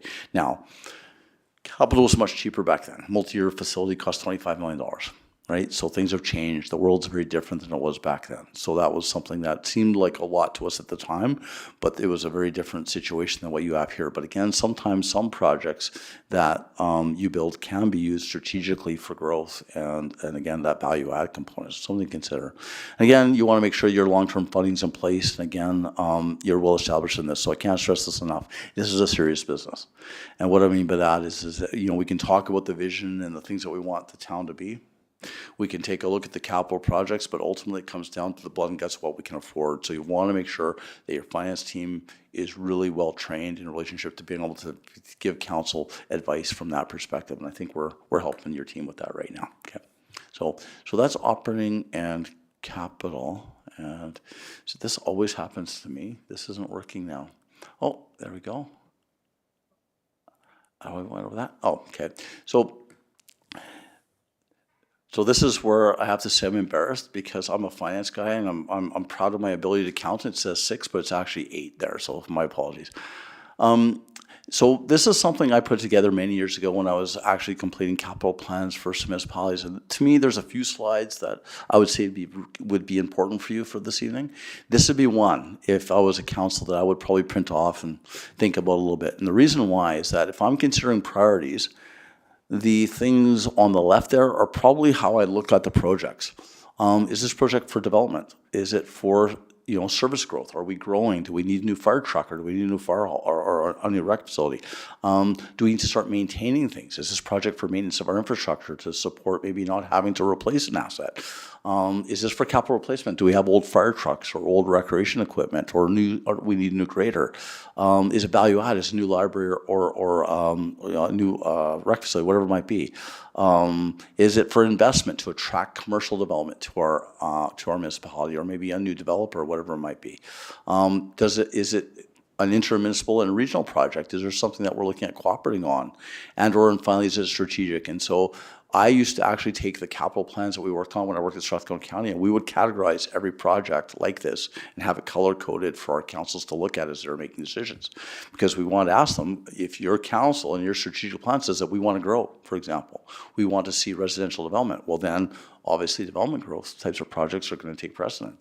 Or if we have an asset management plan from a consultant that says, you're aging, your infrastructure is aging, your utility infrastructure is near failure, well, all of a sudden then maintenance of infrastructure is going to take precedent, right? So we want to make sure we look at those projects and understand them in the context of those eight streams. It really does make a difference, in my opinion. If you understand it that way and start thinking about capital, I think it will really help, basically support your decisions as a council about what's important and not. Again, and where do we get the evidence from? This is the last one before I'll switch over to you for some questions, then I'll get into the detail of your information, is where do we get this information? And I think this is important for council to understand, is that when you see a capital budget and you see the numbers and you see the names on a list, those weren't dreamt up by your administration. Usually it comes from some type of evidentiary document. So again, do we have infrastructure master plans? You should have probably a fire master plan, a recreation master plan, an infrastructure master plan. What are the consultants saying? And so whatever's in those plans, if they're not making it to our capital plans, they should. So that would be kind of the first thing that I would be looking at, and asking, for your administration for, or is this capital plan tied to our master plans? Are we meeting legislative requirements? We're mandated to take care of water and roads, and so are we keeping up our mandates from a legislative perspective? Community wants and needs. Have we ever done a survey around capital assets or what people want? So how do we know what the community needs are? And I can't stress this part enough. Community needs is what makes our municipality special. Community needs is what results in spray parks, results in new playgrounds, results in a library, results in a rec facility. It's because the community wants and needs. And so if we don't understand what they want, it's very hard, in my opinion, for councils to make good decisions. So I would probably want to look at some type of a survey before I start looking at my capital planning and understanding my priorities. Strategic planning, and I can't stress this one enough, having a great strategic plan that is really in your DNA, not the past councils, yours, and understanding what's our key priority focus area, what are our objectives, and what do we want the town of High Level to be. If you don't have that, it's pretty hard to make decisions, in my opinion. Then you're just doing stuff, and you don't want to just be stuff. And I can say this, again, my Strathcona County example that became, a very successful municipality. There were years where it was like, hey, we can't do this or this or this because we have to put all this money in investment into the industrial heartland, roads, water, and sewer. That didn't seem very sexy at the time. It was roads into fields. But then heavy industry started to come, right? Then that money funded our transit system and funded our recreation buildings, because then we had new assessment coming in. And so we have to understand, where do you want it to be? Like, what's important for High Level? Then we have to look at TCA principles, obviously, the aging assets and depreciation, and make sure we take care of those things, and then asset management. And so having a strong understanding of the evidence, to me, is a key part of developing priorities for a council. And so with that, I went over operating and capital pretty quickly, and I did that a lot faster than I normally do, but I'd like to open it up and hear your thoughts on these things. Does it give you any ideas about maybe making decisions differently than what you've had thought of before? So, Mr. Mayor. Yeah, I mean, I definitely, think there's a lot more things to consider, that's for sure. I mean, I think we're, again, in the, it's a fairly new council here, so there's still a lot of learning to do, for sure. Obviously, we have a couple open seats here at the at the table, so we're, definitely want to get, input from the newer councillors after the election there as well. In order, but, we want to have a full group effort here in order to make these proper decisions, right? But, yeah, I mean, it's, again, I think we might be missing a lot of information still to make a lot of these larger decisions, but hopefully once we get that in the next couple months, it'll be, a little easier to make those decisions. May I ask, are you all new to council, or have you been on council for a while? New? New? Then Councillor Byerly, who's online, is also new. Okay, and second year? Okay, second term. Okay, so you've been through this, so, okay. So it probably seems like, holy cow, this is a lot of information. So I apologize, but, yes, thank you. I try to, as I stated, I try to kind of keep it at a level, because again, I have a high respect for what you do. So if you ever have any questions, feel free to call me. I talk to elected officials literally every week, at least a few times. And so, but this is this is the juice of what you do. And I mean, you'll be able to do some really exciting things for your community, but you got to make good choices. That's what it comes down to. And I really believe this. There's going to be municipalities that really win this game over the next 10 to 20 years. There's going to be ones that don't. And we're at a very difficult time for municipal government right now. And I think the tools here help support the decisions that you're going to have to make over that time. So. Any other questions before I move on to your current situation? No? Okay. Okay, thank you. Okay, now, your state. Now, my colleague before me, very, very well versed in assessment, so I'll speak about it in a different way. To me, it just comes down to the money.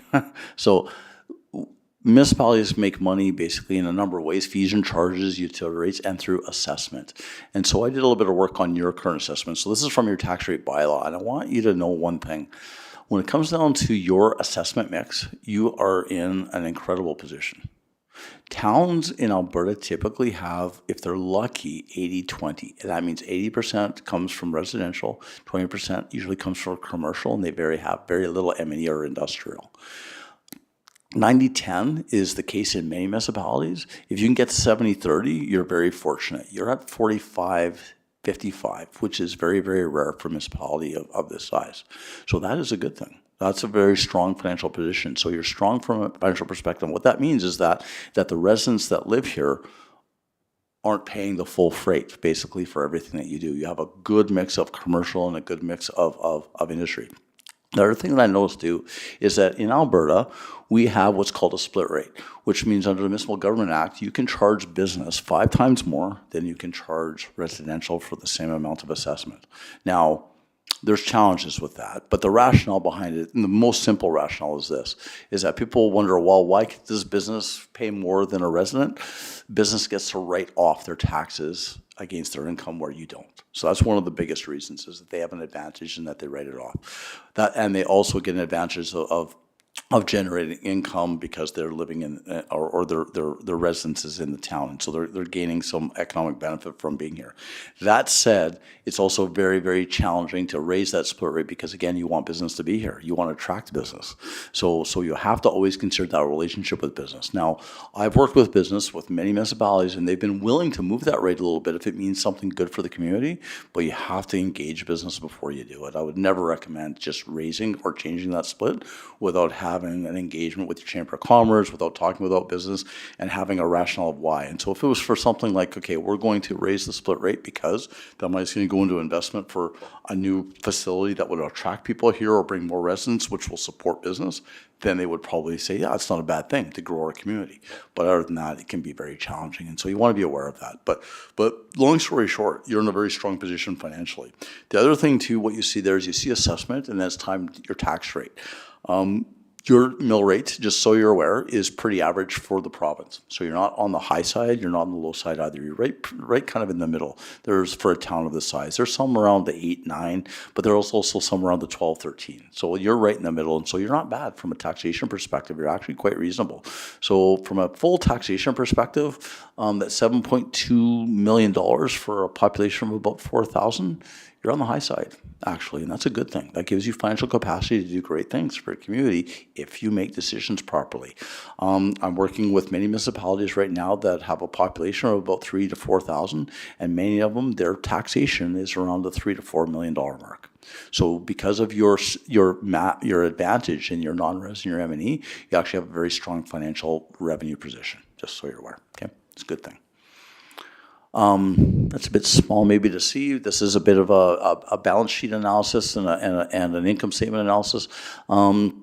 Total revenue, total reserves, or total revenue, total expenses, as you can see, just this is quickly, and it's very, very, very high level, but if you look there, you guys actually have ran a surplus last year. So that's a good thing. That means that your administration is probably running things well. They're probably running a tight ship. They're not overspending. It doesn't look too bad. You're over on your expenses. You're over on your revenue, but again, you have an operating. Well, actually, I'm sorry. You ran a deficit. My fault, right? Yeah, I was my fault actually. You ran a deficit last year, and there was rationale behind that. I remember you told me about that. But the key thing here is you're on a deficit, but if you look, your restricted, unrestricted surplus, you have $1.4 million unrestricted, and then you have 2.4 in your general reserves, and then you have 3.1 in your capital reserves. So that's $7 million. You have a 43% percentage of total expenses. That is good.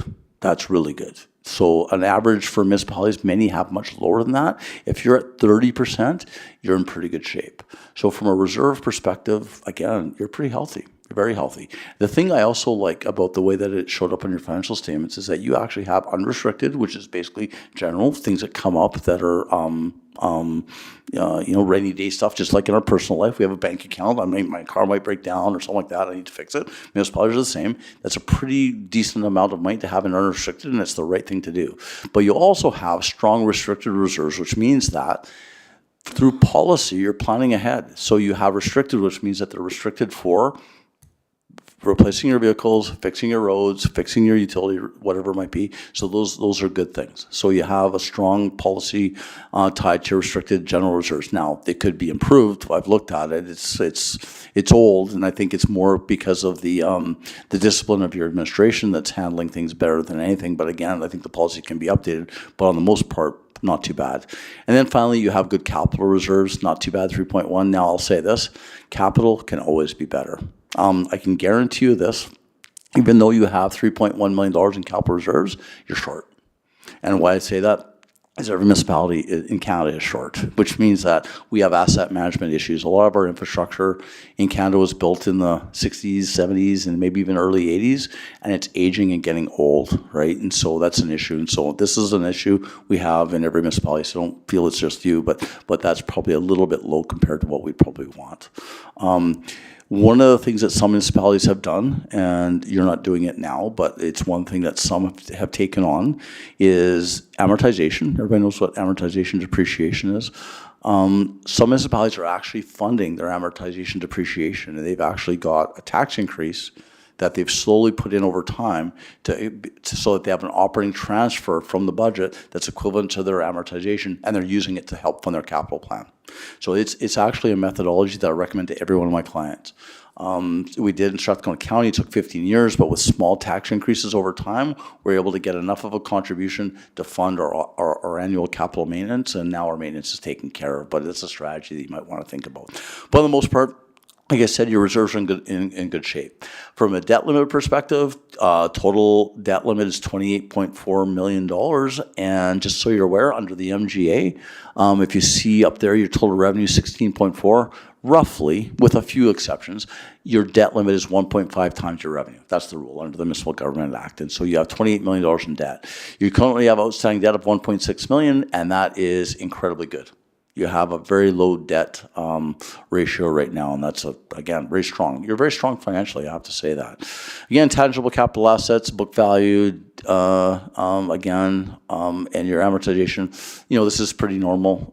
You're not in too bad a shape. And so, long story short, again, lots of numbers up there. The key things are is you have very low debt, you have good money in reserves, you have a pretty strong balance sheet overall, so pretty good work. And then finally, just taking a look at this because I think this is important, you actually have very strong population growth. And I would really like to understand this a little bit better. I've understood that it's because you have a very strong economy from basically forestry surrounding you, and that's resulted in some significant population growth. This is a great thing, but also tells me that strategically you're going to have some pressure soon. And that pressure is going to be on your infrastructure, the need for maybe new graders, maybe new facilities, recreation, fire, whatever it might be. If you continue at this level, which is significantly higher than the average in Alberta, just so you know, you're a growing community, that means that you're going to have some very, very challenging decisions to make on capital coming soon and operations. So, but this is a good thing. On the most part, financially, you're in a really strong position. And I'll just say this, but you want to stay in a strong position by making really good decisions going forward. And that's why I think I'm here, is to kind of help support you in understanding priorities around operating budgeting and capital budgeting. So I'm going to just stop and ask, do you have any questions about your financial position? And anything out there pop out or surprising to you?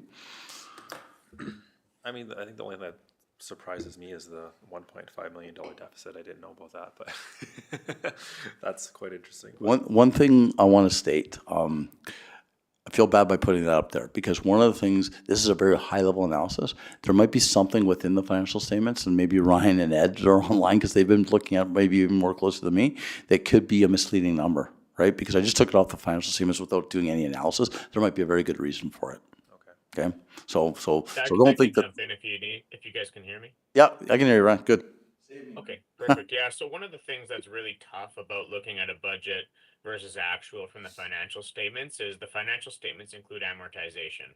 And we never budget for amortization outside of like what Tim talked about with the operating transfer to capital. So that's one really important thing to note is I believe the number was around 5 million worth of amortization. So in essence, if we exclude that from the financial results, you'll end up in a fairly decent surplus position, which is around what we expected with how the budget's kind of structured right now. So yeah, it's really hard to present that information off of the financial statements when what we budget off of is not necessarily the same. Thanks, Ryan. That's my young Jedi, by the way, helping me out there. So with that, any other questions about your financial situation? Or Yeah, I just had a quick question. Sure. So under where it says restricted and general reserves, Yeah. is that including our wastewater and like our water utility reserves that we keep? I can say definitively that it would, yes. It was? Okay, Yeah. thank you. Yeah. I just had a comment just on the population growth, just considering our, we know about the situation with the mill, so I just don't expect it to grow too much over the next couple of years. I'm actually surprised to see it at 4,300, to be honest. But Yeah, again, this was just off the statistics, off of 100%, and Alberta. I took it from a credible source, but I was a little surprised at it too. This is much higher than the average in Alberta, just so you're aware. and I'm sure it is accurate. I think Yeah. going forward, when we are making these decisions, it will impact that as well. I wouldn't necessarily go off this scale versus what the reality is, right? Yeah, fair, thank you. Any other questions, council? Okay, continue. Okay. So we've been at it for quite a long time. And as somebody who facilitates a lot of council meetings, I'm kind of wondering, do you guys usually take a break or a timeout in your procedural bylaw? No, you're good? We're good. Okay, fantastic. Okay, so now your specifics. So one of the things, as I mentioned before, I'm trying to set you up for success by giving you, again, a bit of a fire flow effect of a lot of information to consider as we start looking at your own capital plan. The first thing that we noted when I was talking with Ryan, and please, Ryan, speak into this part because you and I have been working on some of this stuff, and Ed as well. The first thing when we're looking at your documentation is you need a long-term capital plan. Right now, the way that we're looking at is we're making decisions kind of in isolation of the future. That's dangerous. And I also think that we need to actually also take a look at, and we're working on it for you now, is also have a really good gap analysis to understand our future financing and funding so that you as council are aware of what money do we have available. Right, and what's our gap and the difference? Because again, making decisions in isolation of understanding the money is kind of dangerous, to be honest. So we've identified a gap here. We think we need a long-term financial plan, which we'll be able to put together for you pretty quickly. So again, an organized approach to developing that 10-year plan should be probably one of the priorities that we look at before we start making any really big decisions. And again, a strong 5-year plan that's funded. And again, this is mandated by municipal affairs now, just so you're aware. So this is part of something we have to do, not something that we'd like to do. I was part of the discussions with municipal affairs when they did this. I was all for it because it kind of forced a lot of municipalities into doing the kind of work that we're doing for you right now, because a lot didn't and got into trouble with this. We also believe that you need some reserve and grant continuity, so we have to forecast out your reserves and your grants, because again, this might surprise you, but sometimes there are opportunities for doing a lot of things if we understand what your future financing opportunities are. And so it's not just about what we have in the bank today, but it's also about what we have in the bank tomorrow. If you remember, I talked to you about that library in Strathcona County. The reason why we were able to build it is Bill came into my office after a capital budget meeting when I told council and told him I didn't think we could afford it. And he said, Tim, we really want this building. And that was kind of my marching orders to, okay, better get this done. So I worked late that night. And what I did is I determined and developed a methodology called future fund financing. And so what I did is I looked at the build timing of the library and I thought, well, it's going to take 4 years to build it. We don't need all the money in year one. And then I forecasted out all of our future grants, our future reserves, future taxes, and we're able to fund the cash flow of the building rather than the full amount of the building. So by doing this, and so now this is what I teach in my classes, and I say this to everybody that's doing their capital planning, is you should look at your future reserves, your future grants, future taxes, and if you're looking at something new, like you want a new building or whatever, you might want to ask your public, are you willing to have our taxes raised to put more money into the future so that we can afford it in the long term? And so this is something we're going to be recommending for you in your long-term capital planning. So something to think about. And Ryan, if you want to chime in any time, please do. So with that, we're going to get into the specifics of your capital budget and start asking about some priorities. And one of the things that we might want to take a look at with the context of what I talked about, and I know it's hard, is what maybe, as we look through these lists, what are maybe the top 3 or 4 things that you think are really important that we should be pursuing in 2026? I do want to maybe make one comment, and again, I'll ask Ryan to chime in because he's been looking at this as well. But one thing I did notice is that you do have a fairly, a reasonably sized backlog of projects in 2025 as well. And so we have, one of the things, and there's 2 large projects in 25, but often what I'll recommend to councils is don't do too much more until we can take care of the stuff that we have to get done already. Now, there might be reasons for that, and your administration might want to chime in as to why these haven't been pushed forward yet. But your carry forward isn't too bad. I've seen lists where they're like literally dozens of projects. This isn't bad, but it is something that we want to consider. So with that, any thought around the carry forward projects, administration, before we move on and start asking council about the priorities? So there's 2 big ones, the 100th Ave road rehabilitation and the water treatment plant system, $5.3 million. Those are the 2 big ones. Any thoughts on those? Through your worship, yes, these 2 projects are a priority, and we have been hearing from residents, and I believe council as well, on the 100th Ave project. Yep. And then the water project is for safety. So can I ask, how's the ability for the staff to be able to manage these projects and whatnot? Are you guys well situated for on procurement perspective and management perspective? Beth?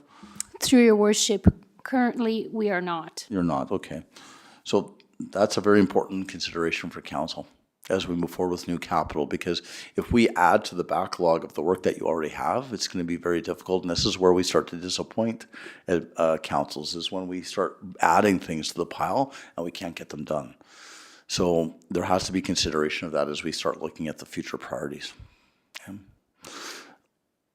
Mr. Mayor, you have a comment? Yeah, I was just gonna say, when you're talking about looking at the past for 2025, and we mentioned there's potentially a surplus there. I would assume that because of these backlog projects, that's where the surplus would come from, because we haven't spent anything on any of these projects from my understanding. Even in the last term, it was there hasn't been a lot of things getting done, so that's why again this project keeps adding up, and a few staff turnovers here and there is also caused some issues. Okay. I think. And then just to add some clarification onto the 100th Avenue project, we had applied for STIP funding last year. You got half of it, 50%. I don't think we got any of it. Not yet, nothing? No, so we applied for it again this year in hopes. So I guess I'm kind of curious with your comments earlier, just speaking in regards to planning for future budgets, future grants. Like, how do you plan for a future grant when you don't necessarily know you're going to get it? You don't know what the amount is going to be. You don't know what different governments are going to be involved. So just I'm curious. It's a great question. One of the things, it comes down to discipline in terms of what you want. This is a road project. And so if it's a road project and it's deemed important, so it's an asset management issue or it's an issue basically for safety, it's not one I would depend on external competitive grants for. I would be basically doing a self-funded plan, which will include your LGFF, which is your allocation from the province, looking at the possibility of using maybe some of your reserves for part of the plan and possibly even using some debt for something like this. And debt, believe it or not, if managed well under a good debt management policy, is not bad to use. Now, I usually don't like using debt for maintenance, but in a case like this, if it's deemed a very important project, it could be something you could look at. If you're looking for competitive grants, and that's like STIP and some of the grants like that, your capital plan can often get stalled very much because, again, I can guarantee you every time they come out with a competitive grant deadline, there's a pile this high of applications in. And so if it's what I would call core infrastructure, really critical and important to your long-term priorities, you might want to look at a self-funded plan. And again, one that's very responsible, though. That'd be my recommendation. That gets your capital plan moving. I guess I think just with the past council is we had received SIP funding in the past for other similar road road projects in town, and that's where I think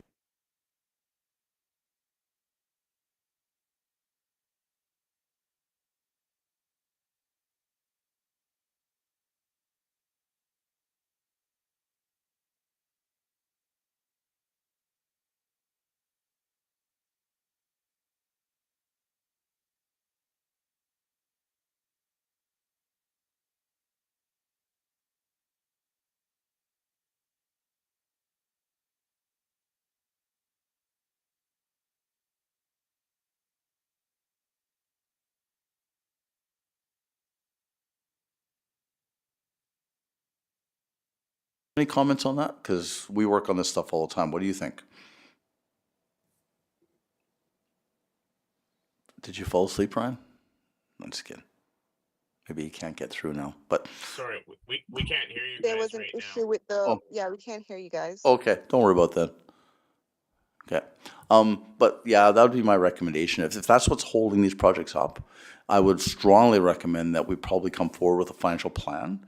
And again, council, we have to show the implications of that plan. It might be a bit of debt, might be use of your reserves, and then we'd have to say, is this financially healthy or not? And then we move forward, because then at least you're getting things done. Otherwise, they just sit there as a name and number, right? How important is this project for you and the community? Like, maybe we'll ask that question right now as we start determining priorities, because we're going to get into this. Is that the 100th Ave road rehabilitation? That's your main road, right? Okay. What's the state of this road right now? very poor. Okay.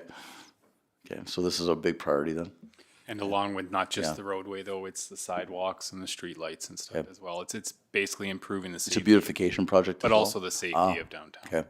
Yeah, I'd highly recommend looking at a self-funded program. And again, like I said, you got the capacity to do it, but it's got to be done smart with a good debt management plan. I think when you hear the public complain about any street in town, it's definitely that one. That's the one? That's the one. Yeah. Okay. I mean, it's still not as bad as some of the roads in Edmonton, but it's Any road downtown. This is where strong financial planning can enable a council and make something like that become a reality fairly quickly, actually. But again, it comes with not being fearful of using reserves or grants and or even debt if it's done responsibly and smartly with a good plan. yeah. I think again, just for the current council, we are, I think, still waiting on our 2025 audit, and we just received our 24 a couple months ago. So, and then the past couple of years, it's been hard to make those decisions if we don't know what we actually have in the bank, right? So, when we are looking at those larger projects, it definitely makes it difficult. So when it comes to municipal finance, I don't need the financial statements. I could actually analyze what you'll have, not just in the bank today, but in the next 5 years. It's just because the audited financial statements will give you a snapshot in time, but all the information, your debt capacity, your future grant capacity, and the state of your reserves, you can find that out by just looking at your GL right now and looking at all the future transactions. Again, we're training your team right now on these things, and so you'll be able to have that information at your hands anytime you want as council going forward. Perfect. Oh, is he back on?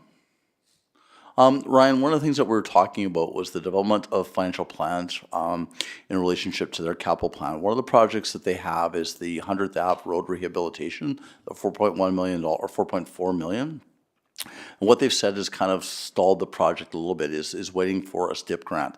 And my comments were that waiting for grants for what I would call core main infrastructure that might be priority can really stall things and probably isn't maybe strong from a financial planning perspective. And that this is the type of project, because of their current financial capacity, we could easily develop a financial plan to get this going. What are your thoughts?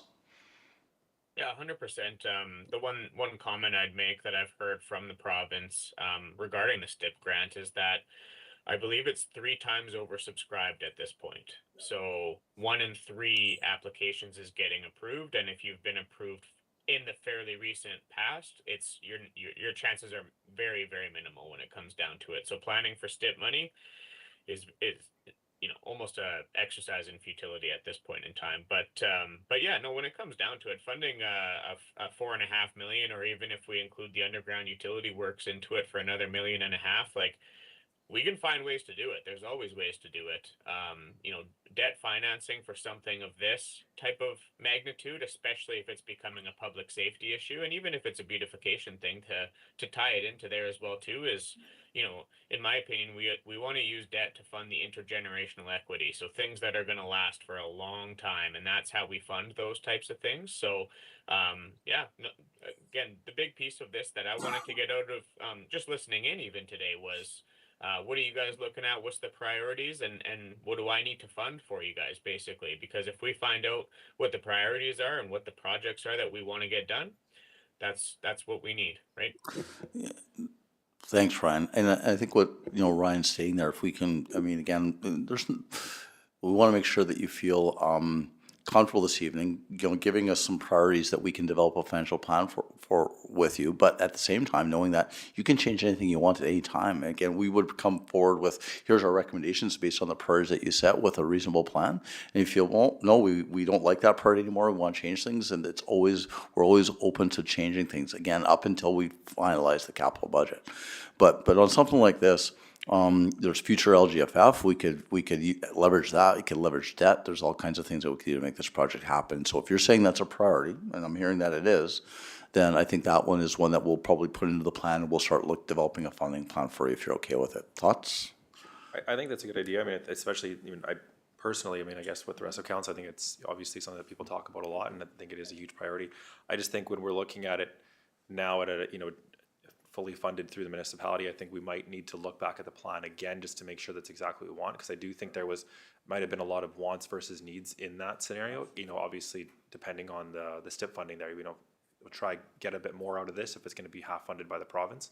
But if that's not the case, then maybe there's additional things in there that we don't need. So, and if we're, maybe we can get it down to 3 million or 2.5, there's probably a lot of nice fancy things in there, or different street lights that we might not need, but if we can relook at that and then decide, I think that would make it a lot easier. So Ryan, if you heard right, I heard right, I think this one makes the cut, but we want to revisit the scope of the project based on a self-funded plan. Maybe it changes a bit, so we'll come back with that. Okay. Yeah, Myron's got his hand up just in case Yeah. anyone I can't was see just that. So gonna let you know. Yeah, I just wanted to let everybody know this will be the 3rd time we've applied for the grant. And so we are aware that it's been oversubscribed, but Alberta Transportation has been working with the town. And that was the main reason why the sanitary sewer portion was pulled out of the project. It had been included overall to increase that capital project. And they said that was probably one of the reasons why we weren't successful the last go around. So we've taken that out as a separate project, which is important because the sanitary sewer system has major grade issues, and a large portion of that pipe is submerged all the time, not draining properly. So Mayor Lambert is correct in the fact that the design for that $4.8 million includes a lot of streetscape upgrades, bump outs at curb and sidewalks, decorative lighting to align with the decorative lighting that was installed previously towards the highway. and things like that, and as well as traffic signals and safety related measures. So it can definitely be looked at to see if some of that pricing can be brought down. But we are quite hopeful that funding will be received, and we know that we will not know whether we're successful till later in May, quite likely. Hopeful, but it'll be the third time we've been hopeful, right? That's right. Okay. You always have hope. So, yeah, I was just gonna say the deputy mayor has a question. Just in regards to kind of what Myron's saying there, so we could almost go forward with a plan to fund it ourselves. And then if we get the STIP funding, then that can always be adjusted afterwards, right? I just wonder then, would that affect the STIP funding, because we'd be changing the scope of it, of what they approved, right? We're looking at, if we change some of the safety measures in there, and maybe Myron can speak to this. You know, if we do lower the scope of what we're trying to change and then take some of the safety provisions out of there, then would the provincial government potentially take some of that funding back, or, you know, not, or take all of the funding back if we were to change any of that, if we were successful in getting it after the project's done? Well, there is prerequisites that are required to meet the grant funding objective. So by diminishing some of those upgrades could definitely have a detrimental effect on receiving the grant funding. One of the pieces with this, if I could chime in here, is there's the grant funded project that exists, but then there could also be Plan B project, which is what we would do if we were unsuccessful receiving the grant funding. So the beauty of the capital budgeting process is we can make amendments at any point in time. So if we plan for this and make it grant contingent at this level of the project, we can also know in the back of our minds, well, if we are unsuccessful with the grant, we do have Plan B, which is a scaled down version of the project that we can self-fund. So there's lots of options here, lots of opportunities to make changes and make changes as they come up too. So it doesn't need to be set in stone by any means. It's something that we can move and adapt as we get answers to applications and whatnot as well too. But I guess then it still, at the end of the day, furthers the delay of tendering the project, correct? Ryan? So, Yes, sorry, yeah.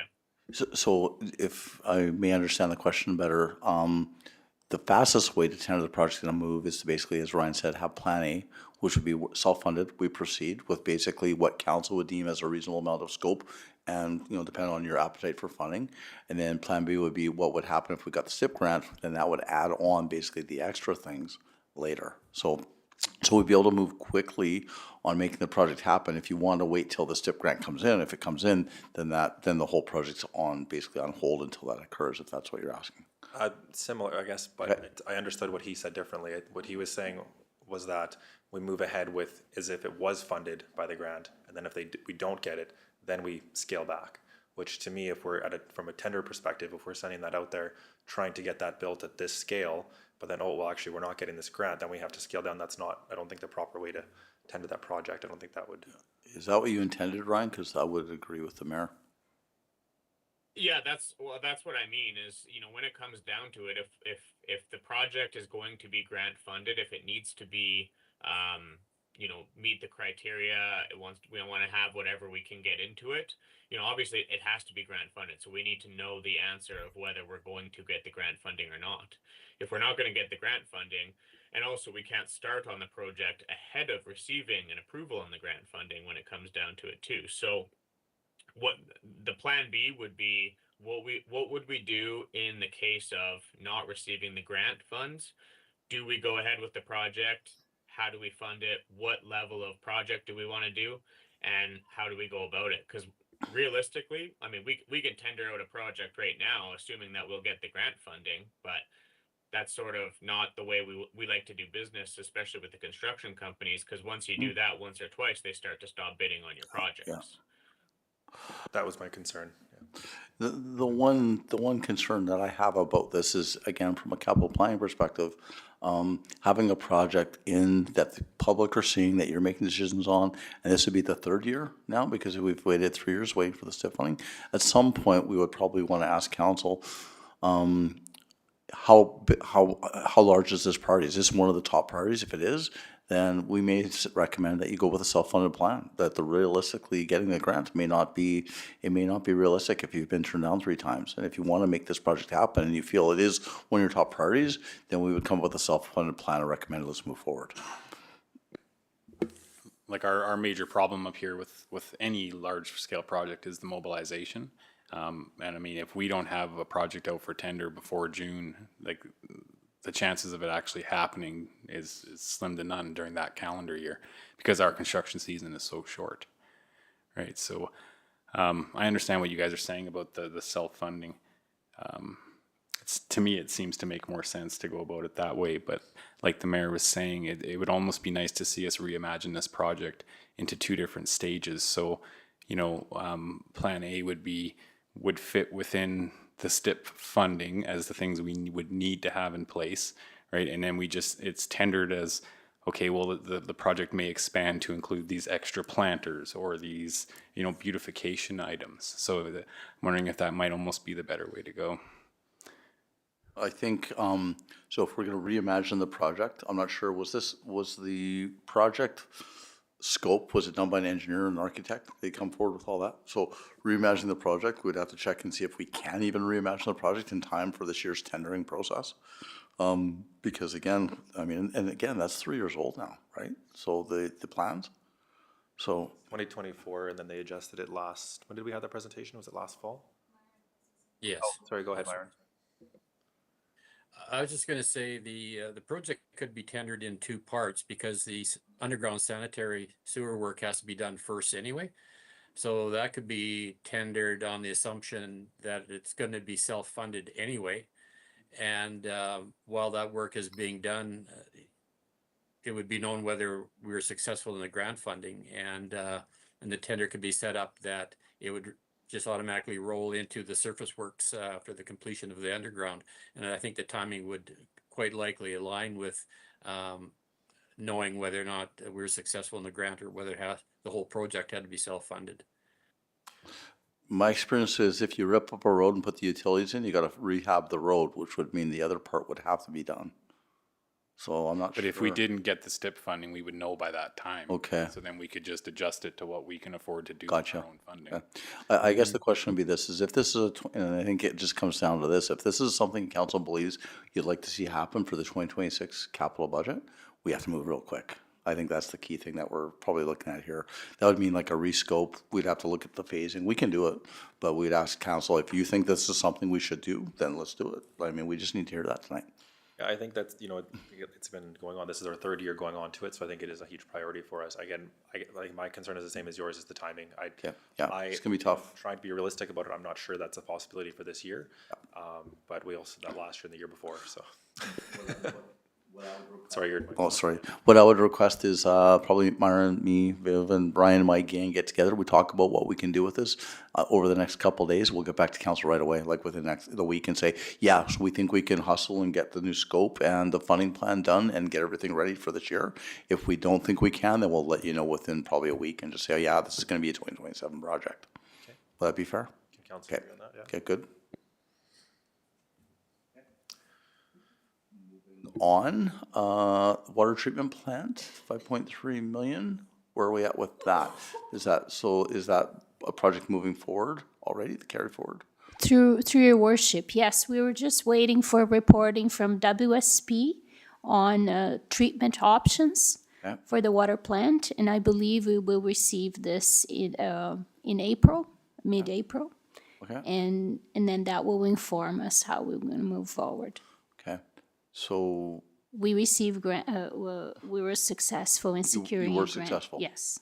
okay, Which so we have grant funding and for how much of the project approximately?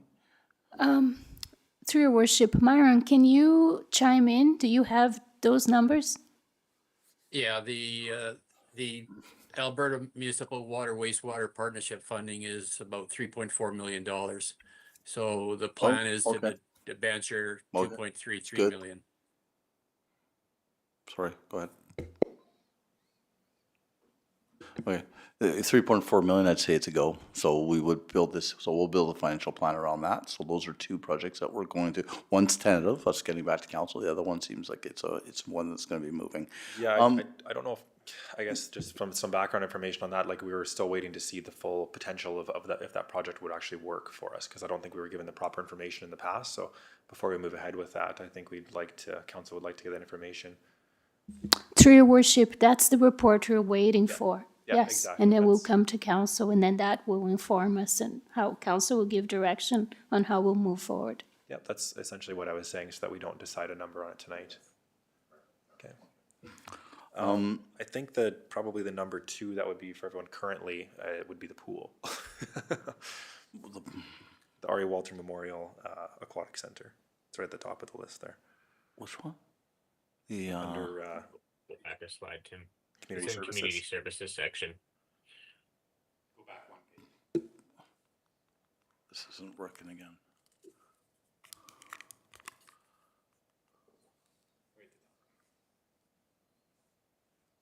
Oh, I was on the second page. The pool. Oh, aquatic center, okay, they upgrade. Yeah, so I know council did make a decision at our last council meeting to move Okay. ahead with it, so that would be, when we're looking at a capital project standpoint, that is huge. That's number one. Okay, Ryan, you're circling these, I hope? Yeah. Okay, perfect. Okay, number one, so that's the carry forward, so we'll work with the funding plan for that. So that would be both of those, 1.5 as well, and the 383, so the carry forward plus the 1.5 million. Sorry, where, So there's two projects there under the pool, so the upgrades, so there's 25, 26, and so both of those are a priority from a council perspective? yes, well, the 1.6, I'm not sure where that number came from. Through your worship, I will turn it over to the ahead, Maya. Director of Community Services. Sorry, I'm going to turn this over to Myron actually, because I'm not sure. And this number is different Yeah, on so here than it is on the. Yeah, there's two parts to this. The one is upgrades to the HVAC system. So the primary reason the facility is closed is because there's been failures with the HVAC system, including the boiler and air handling units. And LGFF funding in the amount of about 381,000 has been received. We are working very quickly for the replacement of those units, and the feeling is that $381,000 will be enough funding to replace that equipment and have the pool opened. The other funding that's identified, 126,000, is for upgrades in the facility itself. We had a building condition assessment that identified a number of issues, things like the hot tub itself. There's some work needs to be done on the drain cover. The jets need to be replaced, and Sorry, there's Myron, a can I big interrupt issue you for a with. second? Yes, sorry. Sorry, you mentioned 126,000, I believe, but with the sheet we're looking at says 1.6 million. And it's under 2026 new. Yeah, that's why, it's a big number. That's why I Yeah. want to make sure we get this right. We had some changes that we did last minute that didn't make their way into the presentation, is things that we were updating actually just ahead of the presentation. So I think this is one of the ones that the value was drastically changed due to the change in what was getting done. So the project had been updated, but it hadn't made it into the spreadsheet as of How yet. much is the right number, Ryan, again? 126,400. That's right. What's the big difference? So we received quotes for that. It's like I said, painting, work on the hot tub, changing out the washroom and change room partitions, and just some general rehabilitation that needs to be done right now while the pool's closed, and not done after the fact when people are expecting to use the facility. So we're working very hard to get those completed in a timely manner. I have the most recent version of the capital budget pulled up on my screen. Do you want me to take over the screen share and just pull that version of the spreadsheet up? If you could, it'd be nice to have the right numbers, yes, if you can. So you'll have to excuse some of my highlighting on this, that I didn't translate that into the other version of the sheet just so that it didn't look all jumbled, but this is the most current and up-to-date version. Can you make it a of bit that I bigger? received from Myron. Yep, sorry. Thanks. There we go. Yeah, I like that number a lot better.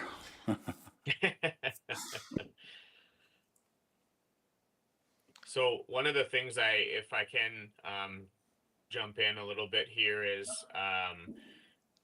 there's a big project that's coming your way that unfortunately you don't really have a choice on whether it's happening or not when it comes down to it. So Dynamics GP is reaching end of life in 2029, I believe, is when they're fully shutting everything down support wise. So that's resulting in basically a 3-year turnaround time when it comes down to it. So what we plugged into the budget in the short term here is a ERP assessment and pre-procurement process, which is where we go through, do the needs analysis, identify what we're looking at doing, and basically get ready to procure and implement the software. So that kicks off, ideally in 2026, and then 2027, 2028 are our implementation years from there. So very light project cost on the get-go, as you can see, but fairly significant costs that are coming down the line once we get. And I'd love to give you guys a number. I'd love to tell you I know what the range of the number is, but I honestly don't. I'm waiting to see kind of what shakes out. What we're doing with it is we're actually tendering this for 3 different municipalities to get the assessments done and try and get some bulk pricing discounts. But when it comes to the implementation, that'll be purely based on what decision is made by the municipality at that time. So you'll see some numbers coming through in the plan once we get a little bit of a ballpark figure. But I just wanted to highlight that project because you probably hadn't seen it before, and the reason why it's included on there as of right now.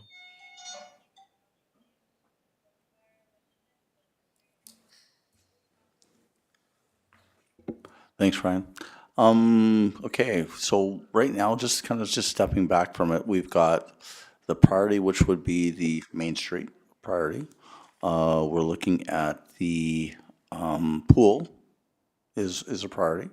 We have a number of studies that are carried forwards as well. Maren, you said that Yes. those needed to continue, correct?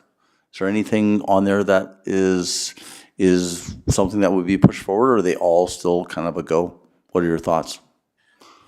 Well, Ryan, can you go? 50% of them are included in the 2026 budget. So I know it's a bit confusing that that I provided these 2 spreadsheets, but I wanted to ensure that we had a separation to the carry forward as we work through those. So 50% of those are included in the 2026 budget, and that's identified with that peach color row. And then there's about 30% that are completed, and that shows in gray. And the remaining ones are either moving towards completion or awaiting funding. And so I think what's really important here is that the studies and the planning that were done with these carry forwards now allow the town to move forward with some of these long range capital projects, including road rehabilitation, storm sewer systems upgrades, and sanitary system upgrades. And now we find that there may be some effort needed in our water systems as well. So I guess for me, that really says, the key infrastructure, those things that the public rely on a day-to-day basis, really needs to be a priority. And the last thing council would want, or administration, is to allow those to degrade to a point where there's massive costs to rehabilitate. Myron, I think you're talking about a different spreadsheet where there's different peach highlighting and whatnot. Do you mind pulling that sheet up? Because it doesn't really translate to what I've got shared, but maybe Yeah. if you want to pull up your version of that sheet, we can provide Well, a in little the- more clarity. In the council package, the We do have it in our attachments council include your consolidated spreadsheet. And that was the one There's- that Tim was going off. there's I 2 believe. pages And to then it, right Ryan. under that is these There's others. another page with all the studies on it. Yeah, I don't know if I have the most recent one. I'll see if I can pull it up here. So are we talking about the 2026 or the? It's the carry forward infrastructure capital project. So it starts with the water treatment plant upgrade, 100th Avenue rehabilitation. Yep, Um, that's the sheet I got up here now. yeah, the town hall backup generator, the alley and drainage improvements, and so on. It's page 6 of 9 of that, of the agenda package. Yeah.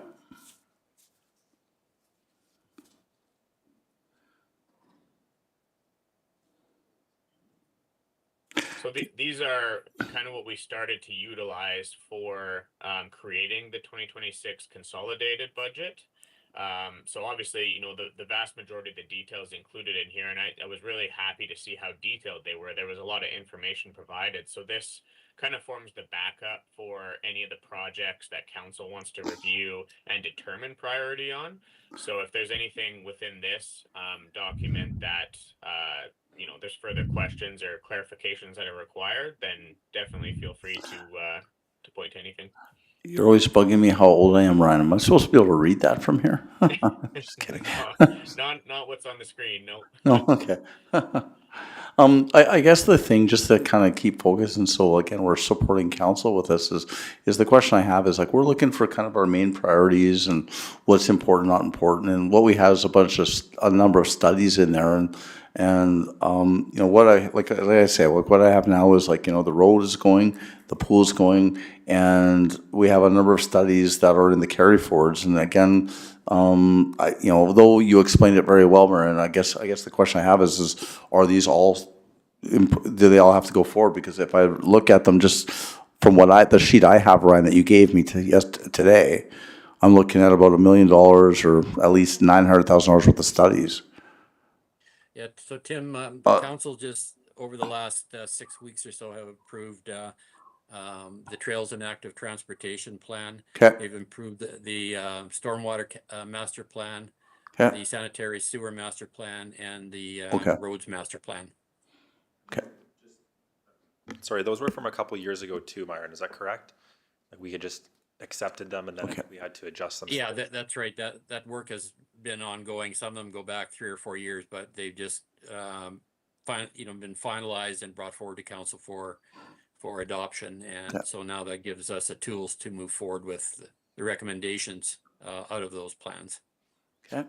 So I guess just to keep on track here, you know, if we go back to the main list that's on the board there. You know, there's quite a few new things that are on here that I think this is the first time council seeing them. And you know, it's going to be hard, I think, to make decisions without proper Okay. you know, background detail into them. Like Sure. this is the first time I'm seeing the storm sewer lift station under utilities for $3 million. I mean, there's no background information that council's received to, you know, again, make a proper decision on that. And then there's a bunch of new additions under fire. Again, stuff that we haven't been privy to prior to this meeting. Okay. So, I don't disagree. So, if this is the first time you've seen some of this, good, and this is a different list than what I was given as well. I think you know, again, we've been at this for a couple hours.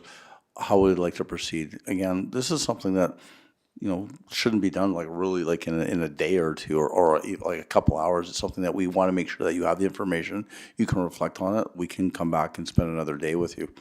And get through this, or you know, do whatever it might. You know, we can give you our recommendations too in terms of priorities as well. I think just for council to have more detail on what these asks are. I mean, I Yeah. think you know, we tried to get away from that with the past term and past administration. Just that a lot of things were brought last minute and expected to make decisions on it, and I just don't think that's a proper way to do things. It's not. I don't disagree. Yeah, I mean, I don't think it'd be a terrible idea to again get more details on Yeah, some for of these sure. things and then Okay. have those discussions. Your worship, I'd just like to point out the stormwater portion there, that came out of the stormwater master plan that administration brought forward to council, and at the time we had the discussions, and there was a recommendation made by former Councillor Langford to ensure that that's included in the 2026 budget. The council's correct in the fact that there is some additional protective services, fire services items that have been added, and that's because we have a new fire chief that's taken over that department and identified some areas. Administration had prepared the two spreadsheets to carry forward and the 2026 that Bloom has worked off of. And our intention was to bring it forward in February, as you remember. And then council knew that they needed additional time to have the discussions like we're having tonight. And then we were to carry it forward to the subsequent committee of the whole, which there was not a quorum. And so that's why it's been carried forward.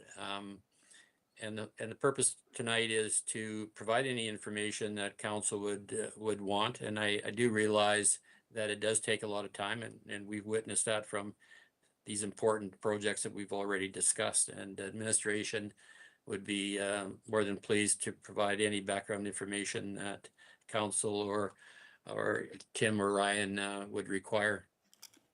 Yeah, again, One thing, if I could, go ahead. Go ahead. All I was gonna say is, this is not the capital budget when it comes down to it. The intent and the goal for me anyways, coming out of this meeting, was to get some feedback from council. What are the priorities? What do we want to look at? What is really, really important and driving to council at this point in time? Because we need that guidance before I want to start applying funding to some of these projects when it comes down to it. Because if there's projects that are easy, no, we don't think that's a priority, let's bump it out into the 5-year plan or 10-year plan at that point. So that's kind of the main goal of what I was hoping to get out of this, is what do we want to focus on? What does council want to see happen? What do the residents want to see happen? And then we can focus and build out a capital budget from there that we would bring and present to you with, whatever documentation, whether we develop business cases, whatever we need to bring to that meeting and give to you ahead of time for review, so we can have good active discussion, is the next step of where we go.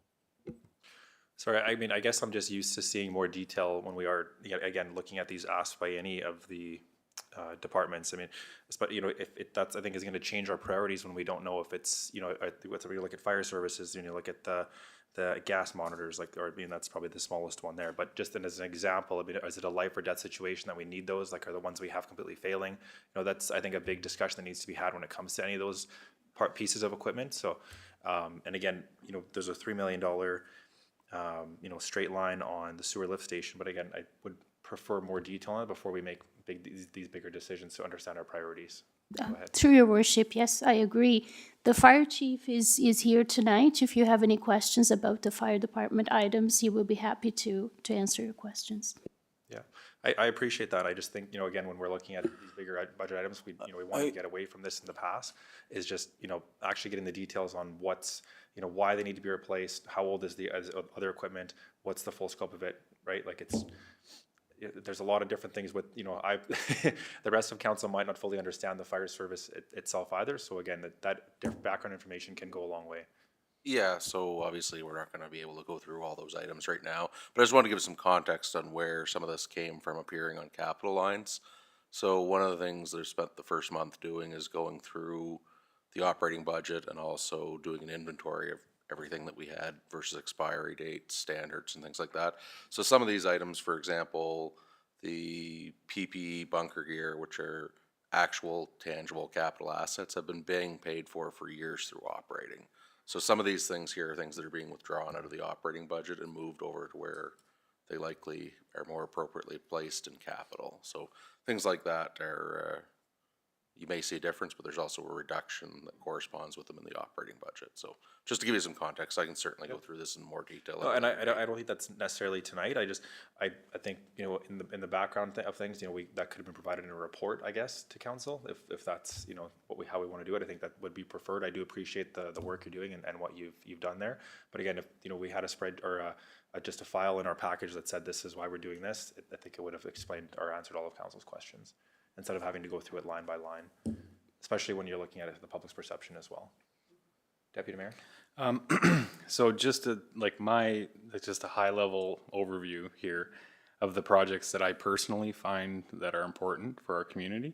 is obviously the pool and the 100s that we'd already talked about, but also the arena foundation repairs and town arena facility repairs. I feel like it's important to get that building up to a safe level. And then the other one, the other one I have troubles with is the community park upgrade, because that project just keeps ballooning out of control, but we do need to see it through to the end.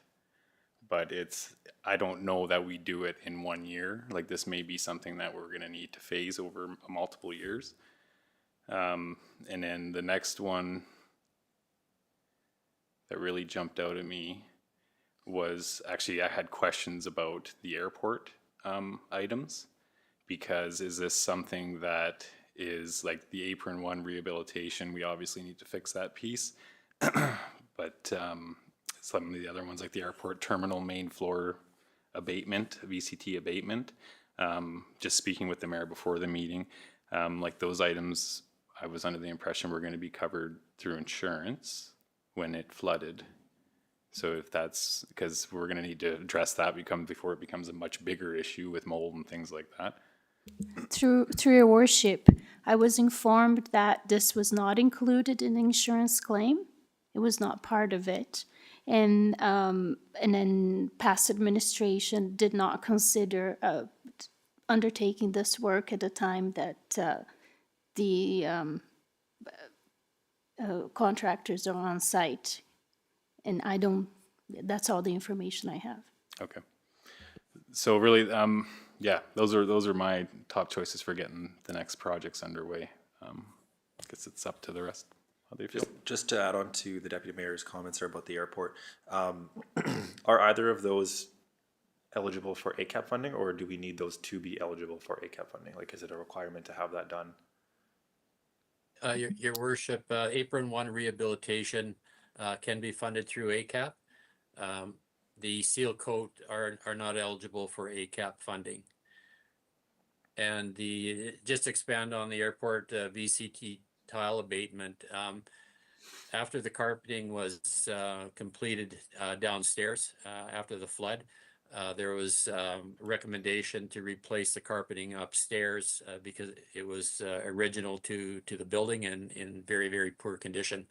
When they looked at taking that carpeting out, they realized there is a VCT tile underneath.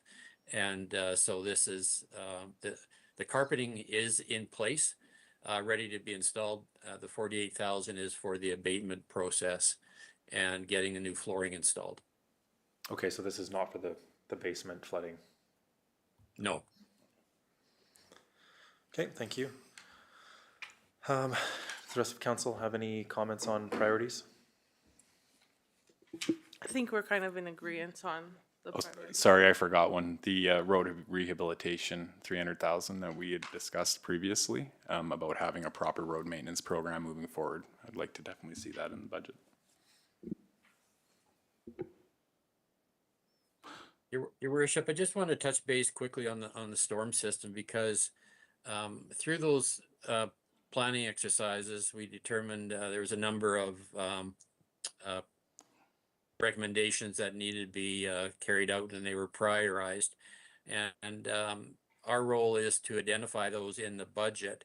And so I guess my hope, and I just speaking about myself, I was hoping to have those discussions tonight. And for instance, when it comes to the $3 million identified for lift station upgrades for the storm sewer at Amber Pond, some of the discussion I was hoping to have is to say, well, the town has realized that there has been flooding issues, and operations has tried to provide abatement to those by doing sandbagging and setting up pumps.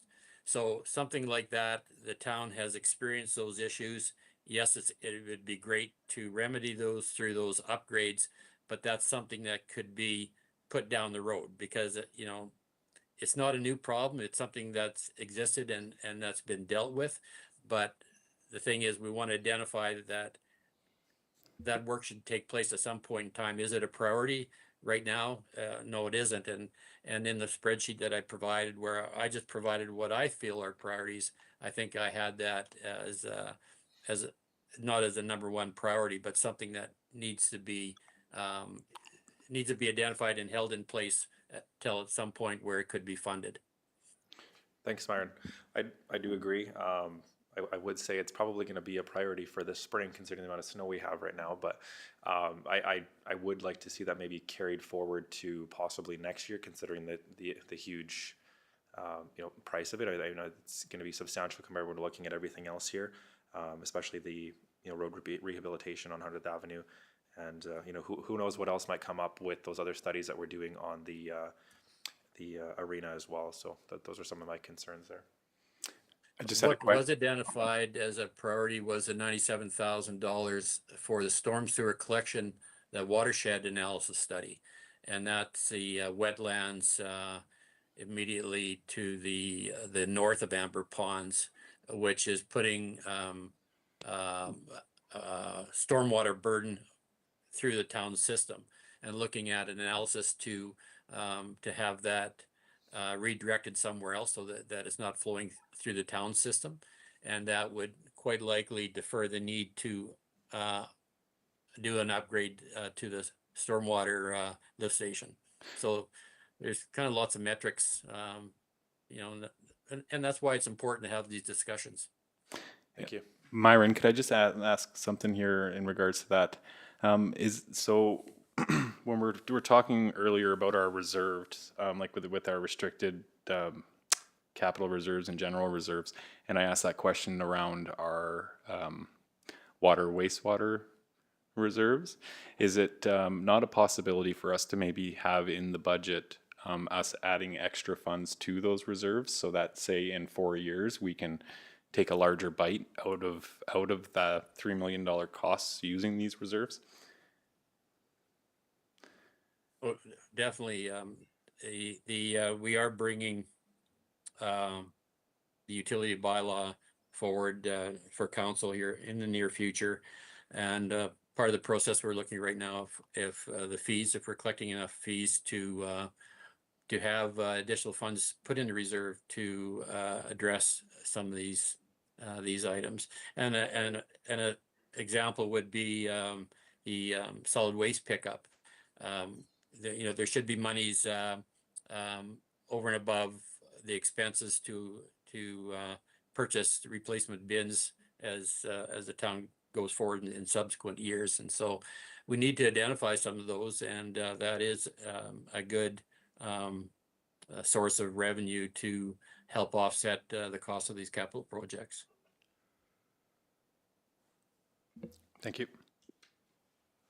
Do we need to wait for Tim to come back before we finish our decisions? Ryan, do you have anything to add? Sure. Yeah, no, the one really important thing I want to mention with this is we're just getting started. This is kind of the touch point or the kickoff point, I would say. We've heard loud and clear now from council. We need more information. We need to share more information. We need to provide more information. So that's, again, a really good thing for us to hear. I definitely have process improvements and things that we're going to kick off. So, myself and Ed specifically will be working, a little bit harder on prepping and getting ready for the capital budget deliberation specifically. But I think a really important thing is bringing in capital project business cases. Myron started these, and that's the legs of the business case. But what we really need to do is just build out some strong business cases that provides the information ahead of time to you guys, and then that way you can do the evidence-based decision making that Tim referred to earlier. So, like I always say, information's power when it comes down to it, and having more information and having as much information as possible to make the best possible decision that's our role as administration to provide that to you. So that'll be one of our goals coming into the deliberations themselves for sure. If I may, maybe I missed what you just said, Ryan. I hate to think I'm going to repeat it, but tonight I thought was basically an opportunity to provide council and enable council with some information to help start setting priorities. I was told we were gonna go over a list to maybe kind of get an idea of a few kind of low-hanging fruit, high-end priorities that you would deem as important. But I didn't feel we were making the decisions tonight. And I have to say, I apologize for basically seeing a couple of different lists, and I didn't know, wasn't aware all these projects were coming up, and I thought that you'd already reviewed the list that we're gonna be looking at. I would say this is a bit dangerous. And I would like us to be able to take some time to do this properly. And that's on me and my team to set this up, do a proper budget presentation around capital and allow you to be able to make those decisions based on evidence rather than, going through a list. I think, like I said, we're trying to get a few high-end priorities from you this evening, but again, I would like to do this right for you to make sure that we make good decisions. And the thing that I'm also a little bit uncomfortable with is that we don't have our funding plan ready yet, and we normally do before we present to a council. So I would like to get all that stuff ready, and we'll do it really quickly. And we have time. Budgets don't usually get passed till the very end of April, so we have a little bit of time. I'd be more than happy to come back up, and maybe Ryan will join me, and we can maybe present this for you in a more proper and more holistic way. But if you're okay with that, I think I think we're not ready to make a lot of the decisions just yet. But I'll leave it that with you, council. I appreciate that. I mean, I don't think that we felt that we're making the decisions today. We just want to make sure we're choosing the right priorities, right? Because again, like I mentioned, if there's something that's a life or death situation that we need to replace this now, and that's going to be put to the back burner, well, obviously, if we need to know the background information behind that to put that on top of the list. And we need to get that information ready for you. Yeah. Yeah, you're right. So I think I guess, you obviously said we looked at what our top priorities are. But I mean, again, there's a bunch of little things in here too that I think need to be addressed, and, they're not a huge cost burden. So I think, when we look at this whole list, I mean, again, maybe we're going to come back, we can discuss it further and more in depth, but I don't want to miss anything because we're trying to focus on this one priority, right? There's a different way of presenting this that I'm used to when I'm presenting a capital budget, and this isn't it. So I would like to take the time to get my team on it the way we would normally present the capital budget to a council, and then allow you to make the decisions in a little bit more of a holistic way. So we'll cover off everything, but I think we'd like to be a little bit more prepared. Again, tonight was really about just kind of getting an idea of your high-end priorities, and I think we have a little bit more work to do, so thank you. I appreciate that, thank you. I hope we at least gave you an idea of what our priorities are. You did. No, tonight was great. You were great. Thank you. No, and I appreciate it. I think we have a bit of a good idea about where we want to go, but I think we have a little bit more work to do, and better not to be in a hurry. So, thank you. Thank you. Council someone like to move that for information, please? I don't think we're making any decisions tonight, CAO, or, no? Okay. Councilor Forrest, all in favor? Carried. Well, again, I thank you for taking the time and coming up here, You're welcome. Thank you. enjoying that beautiful drive. Yeah. I'm going to take a drive around town, get to know the town a little bit better tomorrow, so it's going to be fun. Main Street's nice, right? Anything I should be looking for? I love looking around towns, and so what's special about High Level that I should look for? Well, there's tons of things to do. There's nice little restaurants around town. If you like Japanese food on Main Street, there's a Chinese food restaurant across the street. There's tons of little places. Yeah, perfect. Well, thank you. I appreciate it. Would like to move in camera. What's our? Yeah. Okay, we'll take a 5-minute break. Are we still live? Or are we good? Still live? All right. Well, thanks to everyone that attended virtually, and enjoy the rest of your evening. Motion to take a 5-minute break. Councillor Mercredi? All in favor?